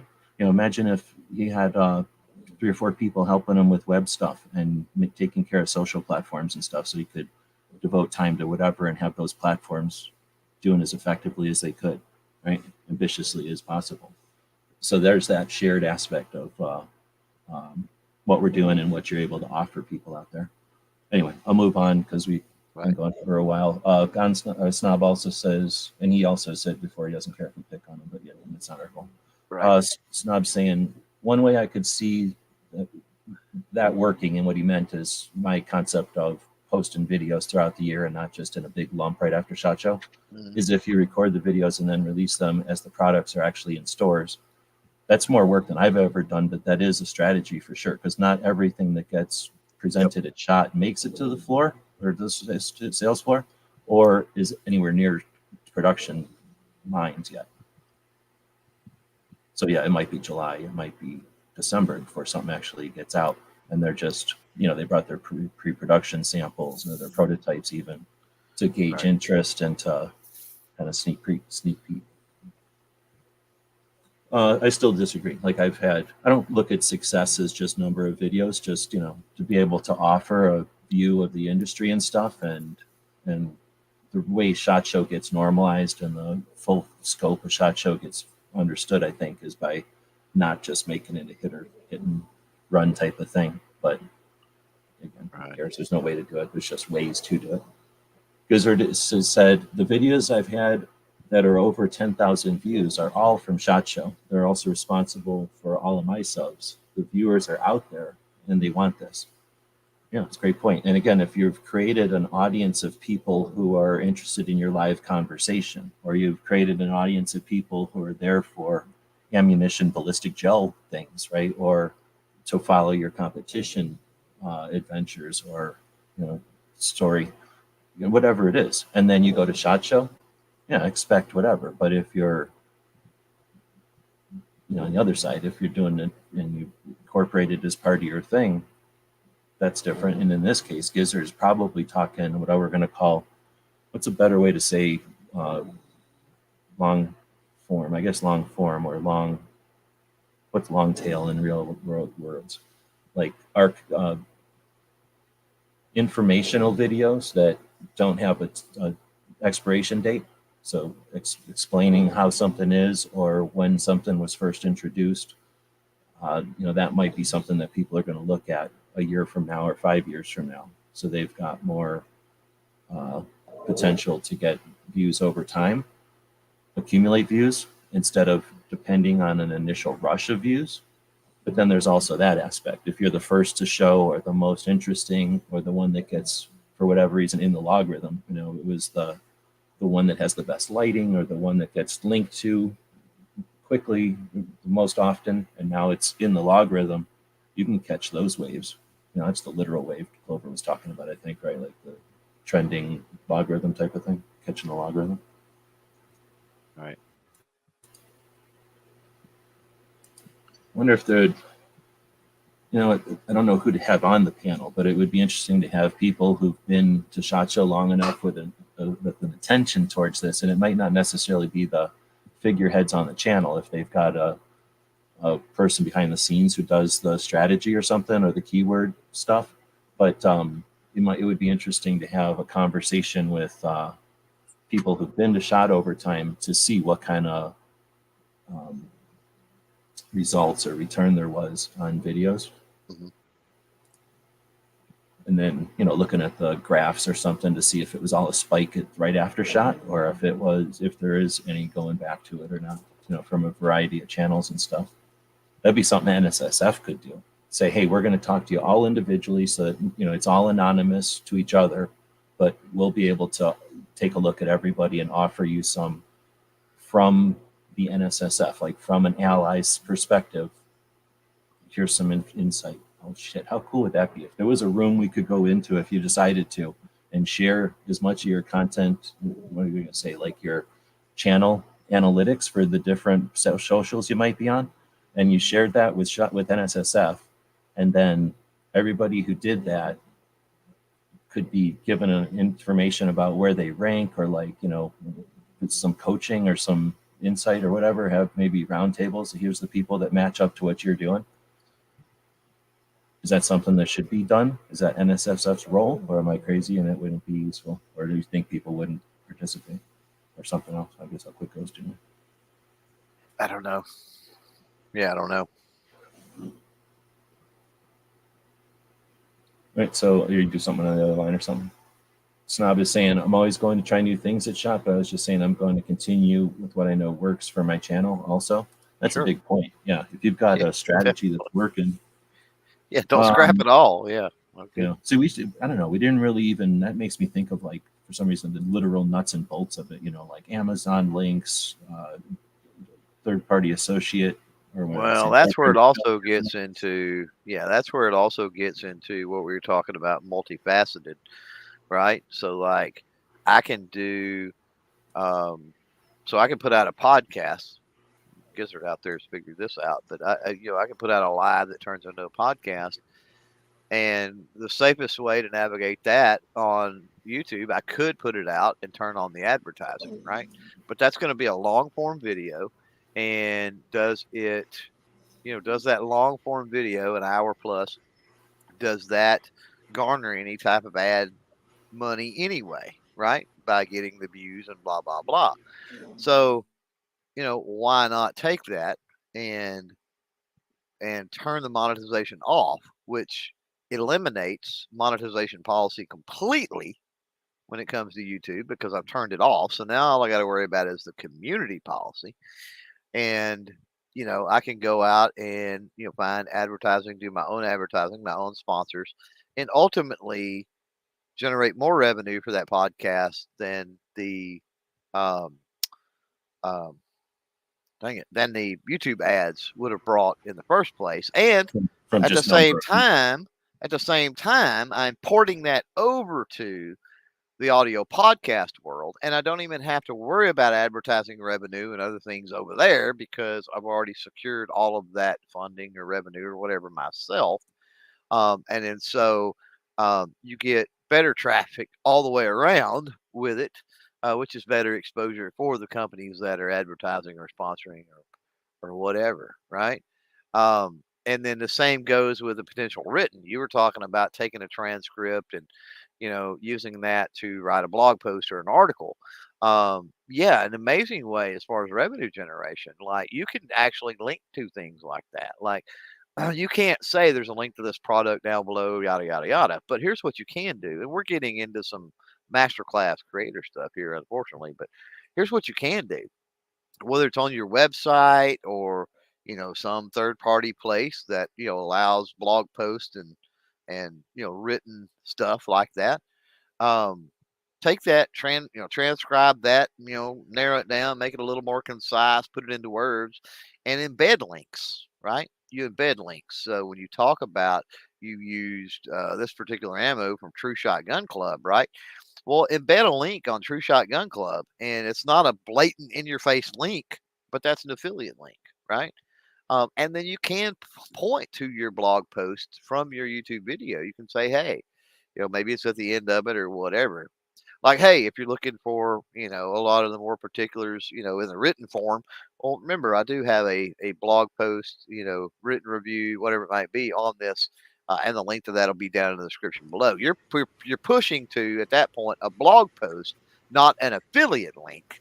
And then within that blog post are embedded links, which means it doesn't look like a link, right? The name or the word lights up, but if you click on it, it sends you to that place anyway. So it's not a blatant in your face link. And, for the most part, that's totally acceptable. That's how a lot of different, especially bigger YouTube channels, make money. They've got audiences that know that any video they put out, they're going to have a blog post that ties to that video, and that blog post is going to have links to the things they talked about. Well, and that's another thing we're gonna, if you're down, we'll continue to have these conversations, either live or not. I'm going to be having conversations like this off air for folks that want to really get into channel growth and development. Really, development and growth is part of development, I guess, or evolution, because I'm not looking at it as just one element, because there's lots of elements to it, and definitely with intent, going in the direction that you have in mind, because there's plenty of people that can jump into a current and then stay afloat, but all you're doing is adding to the status quo. You're adding to the existing kind of focus. And if that focus was effective towards Second Amendment goals, then that'd be great, but it's actually useless to Second Amendment goals at best, and it can be adverse if it's ignorant, right? So if everyone out there said, for example, shoot them outside and drag them in the door, and that was going around on YouTube as like good advice, that would be horrible, right? Like, that won't happen. I'm using an exaggerated, absurd example. But if that was the case, everyone would understand that something would have to be done about it. Well, when they're just focusing on, we need more females in the community, we need more diverse voices about guns, what we need is, if they're complaining about things that are sometimes 12 years old in existence in the community and they're just not aware of it, then they're really not helping anything. So I think that there's something to people who want to not just grow as a channel or develop as a project, but to do that in a direction, specifically with intent. And it doesn't have to be in any one direction other than, something positive rather than exploitive, right? Negative or whatever. So that's the thing, is there's definitely ways to grow that don't have a direction and just are willing to go with the flow. And that going with the flow is almost always ineffective at best and potentially dangerous if the flow isn't directed, right? If the flow is damaging the banks or something. I'm going into too many analogies here. But so in other words, surfing just for the sake of surfing, sometimes it's better to understand when and where to surf so that you're not inadvertently causing some harm or just wasting everybody's time. Well, it's true. Yeah. Anyway, so you also got to be the other side of it. There's definitely some ways we can talk about monetizing channels, because like I was going to say, we didn't talk at all really about how to monetize.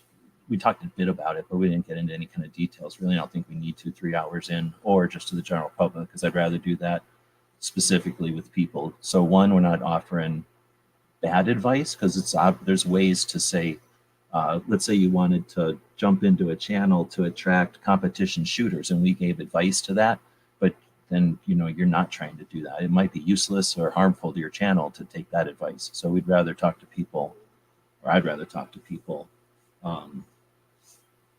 privately, just so that we're not offering rogue advice or something, or dangerous advice in a different, something that's useless for people. Go ahead. I thought I cut you off. Oh, no, good. Gizzard says, know your audience. If viewers prefer certain types of guns, knives, etc., then give them that. But keep in mind, you want new viewers also. And that's, again, channel development, channel strategy. We didn't really get too much into that, but that's great points. And it's kind of late now, but if somebody did want to chat about some of that stuff, Clover is going to be in a vehicle for a long time. And I'll bet you if you gave him $50 for however many hours he gave you for $50, you could probably chat with him for a while about your channel. I don't think he'd necessarily need to see anything. He could probably be doing that while he's driving. But yeah, as far as driving a channel in a direction, SHOT Show gives you unlimited opportunities. As far as taking your channel in a direction, you know, because you can, I want to say like I'm going to say keeping your channel afloat in the current of SHOT Show is definitely possible and pretty easy. Pretty easy strategy as long as you're capable and able, right? Then going out there with a direction, I want to go all the way across. That's ambitious and it's possible. Especially again, people don't value the idea that you're a dart going across the current or a spear. It's a lot different than a cannonball or something trying to cut the current, which might have a lot of energy, but it also has a lot of space, right? It's going to be difficult to get across. It's possible, but it's difficult. And there's lots of value to being able to cut new ground or whatever. Well, but going off using the surfing analogy again with what you're saying, you have to paddle against the waves out into the ocean to then ride the wave. Oh shit! Yeah. So there's work involved. You see what I'm saying? There's work involved. Well, no, there's not, because the jerks will get behind a jet ski and get towed out there. There are people that manipulate that. I get it. There are people that manipulate that. I understand. But before jet skis, right? Like I get it. But there is still a certain amount. You still have to gas up the jet ski. There's cost involved in that. You have to own a jet ski, and if you don't, no, that's just hidden. Yeah, a lot of times that's hidden. Look how great a surfer I am. I don't know how to get out there, but I'm a great surfer. Right. Yeah. So just keep that in mind too. Okay, so with that, yeah, we can again chat with people about specifics and offer lots of insight about well, anyway, all different kinds of stuff that might be again specific to a channel or something. Let's see, Roy's out there. Good afternoon. So anyway, with Gizzard's point though, yeah, bringing stuff for the people that are already watching your channel is actually pretty simple. I mean, on your first trip to SHOT Show, yeah, keep in mind it is actually really simple, but it might seem overwhelming. But for example, if your channel likes concealed carry stuff, go to a couple of booths, get a couple of pictures, get a couple of videos. You're gonna on Monday is the perfect time to cut your teeth, because like I was saying before, everybody's kind of groggy and just getting their bearings. Also, nobody's gonna hold nothing against you if you're awkward or takes you a minute to get your stuff together. By Monday evening, if you've just been keeping at it, you'll be good to go. By Tuesday, you'll feel like an old pro, and you'll be eager to jump in there. Keep in mind, stuff can happen. You run out of gas, something breaks a leg, something or nothing like that. Somebody loses a charger, you got to go to a store or something. You lose 3 hours a shot. Somebody gets a call, and you're gonna be, family. Something comes up, something happens. Keep aware that kind of stuff can happen. So your best laid plans. That being said, it might be somebody calls and says, "Hey, I just won the lottery and I'm buying a new mansion." When you come home, it's going to be new car in the parking lot for you. It's not always bad news, but news will come up where you're like, okay, I'm taking 3 hours away from SHOT because this is real life. That being said, you're going to have it down by Tuesday or whatever. I don't know. I think the other thing is I'm forgetting that a lot of people are taken off by Thursday. So you will be comfortable by Monday, more than likely. And if you've already gone to range day, then you've experienced sort of the chaos and the effort involved, like the physical exertion. And by Tuesday, you'll be a veteran. You'll have gotten your first firefights on Monday. Right. Well, Tuesday for sure. I mean, range day is a little different than the actual SHOT Show is. So, but yeah, between Monday and Tuesday for sure. If you're if you're not afraid of the work, that's the thing. Like you're gonna be fine. And if you want some advice on how to skirt it and how to do it as easy as possible, so that your first trip or your next trip is super simple, dude, I could totally give people some insight. If you're a Second Amendment activist and you just want to do, I want to say the bare minimum, but you want to make sure that you have as much energy at the end as you have at the beginning. You don't, you know, get it all unbalanced, and somehow fear that you're gonna get Right. too tired to walk around for the last couple of days. Like if you want to take it easy, yeah, we can definitely give you some advice on how to do that. Especially Yep. now that there's 2 entrances and stuff. There's some ways to just skirt right through it probably and see the most of it in the least amount of walking. Yep. Anyhow, I've got a list up that I posted the last couple of days on all the stuff that I know that's new, and I've gotten a couple of additions to that. But if anybody's interested to check that out, can take a gander at it. And if I am missing something that you want to check out, let me know. I'll be using this list I'll share it with Pink, and his goal is to usually go around and try to get photos of stuff that people are interested in. I can't guarantee I'm going to check out everything on the list, but we'll see. I've had more experience than anybody else doing this, period. I don't think anybody, well, there's only a couple of people I can admit that I can think of that literally have done more time on the clock as far as making video. So I'll see what I'm able to do. I'm getting a couple of hand-me-down phones, and that'll be, I don't have a camera, I don't have nothing. I'm going to have a couple of hand-me-down phones that I'll meet for the first time at SHOT Show. It's looking like, if I get them. Otherwise, I'll be using my, I don't know how many year old phone, and we'll see how I can do with a phone and a bunch of experience versus all these young and stuff running around. But give me a challenge. Let me see how many things I can find that are new or interesting. They don't have to necessarily be new to be interesting to you. I'm not the biggest shotgun guy, so there's only a couple items in the there's one item in the shotgun list. I haven't found much for Kalashnikovs, so anything that's AK that's interesting, I'll hold my nose and even look at the stuff I don't like as far as AK stuff goes. And I'm sure Clover's got something going on. Have you done anything like as far as what do you want to see, or got a post or something somewhere to accumulate? I dropped a video Friday, I think, Okay. on a few things, a company, and then a few different items. Yeah, that's basically it. I'll probably I think I'm going to work on, because I'm so crunched for time. Again, we're leaving out definitely Friday, maybe even Thursday. And then as you think about that, I've got one day, right? And there's so much that has to be accomplished when you're talking about being gone that long and being, having to drive that far. So, not like I can just run back to the house and get something. And when you're also talking about going on sort of some kind of budget, Yeah, certain things I just can't run down and pick up a $300 or $400 item or some kind of something. So, yeah, dealing with all that. So anyway, but what I was saying was about the different companies in my list. That's still kind of a work in progress at this point, but with a 24-hour drive, and then we'll be there. Definitely sometime Saturday we'll be in Vegas, so we'll have a full day on Sunday and that sort of stuff. So I'll have plenty of time to refine and work over my little to-do list and stuff like that. But yeah, but there's a video up on at least a few things that are interesting. I mean, I don't think there's there's not anything that's I don't know how to put it. Like a lot of times you put that stuff up and people will be like, "Oh, that's stupid," or "What's the point of that?" or whatever. And it's like sometimes it's just because it's interesting. It's like, and so that's kind of my list is like, hey, this stuff's just, it interests me. I'm interested in looking at it, learning more. So, but yeah, that's it.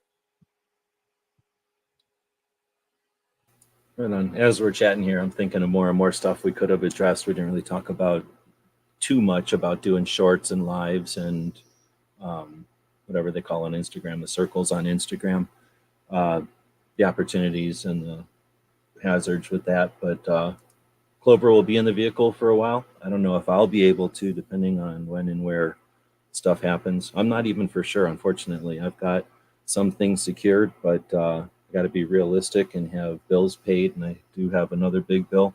So it's not even 100% certain for me. If anything, if I can get the gas, I'll go up there. But things that like eBay and other things that I kind of anticipated being a more consistent income were not. So I'm still kind of tentative. But depending on when and if we're moving, it may or may not coincide with when Clover's moving versus other people on the move. Be aware that the ATF has a brace decision, and they are literally notorious for dropping heinous Second Amendment infringements on the Friday night before SHOT Show.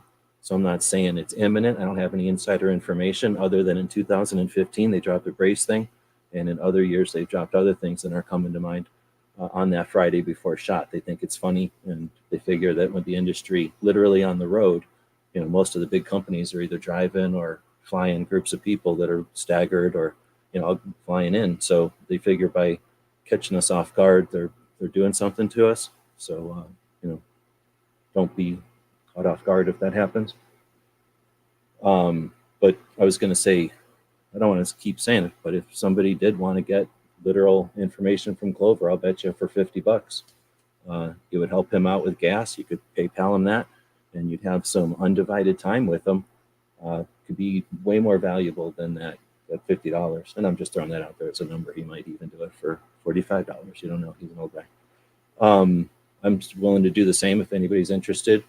But otherwise, Clover's got stuff at his store. It won't ship until after SHOT.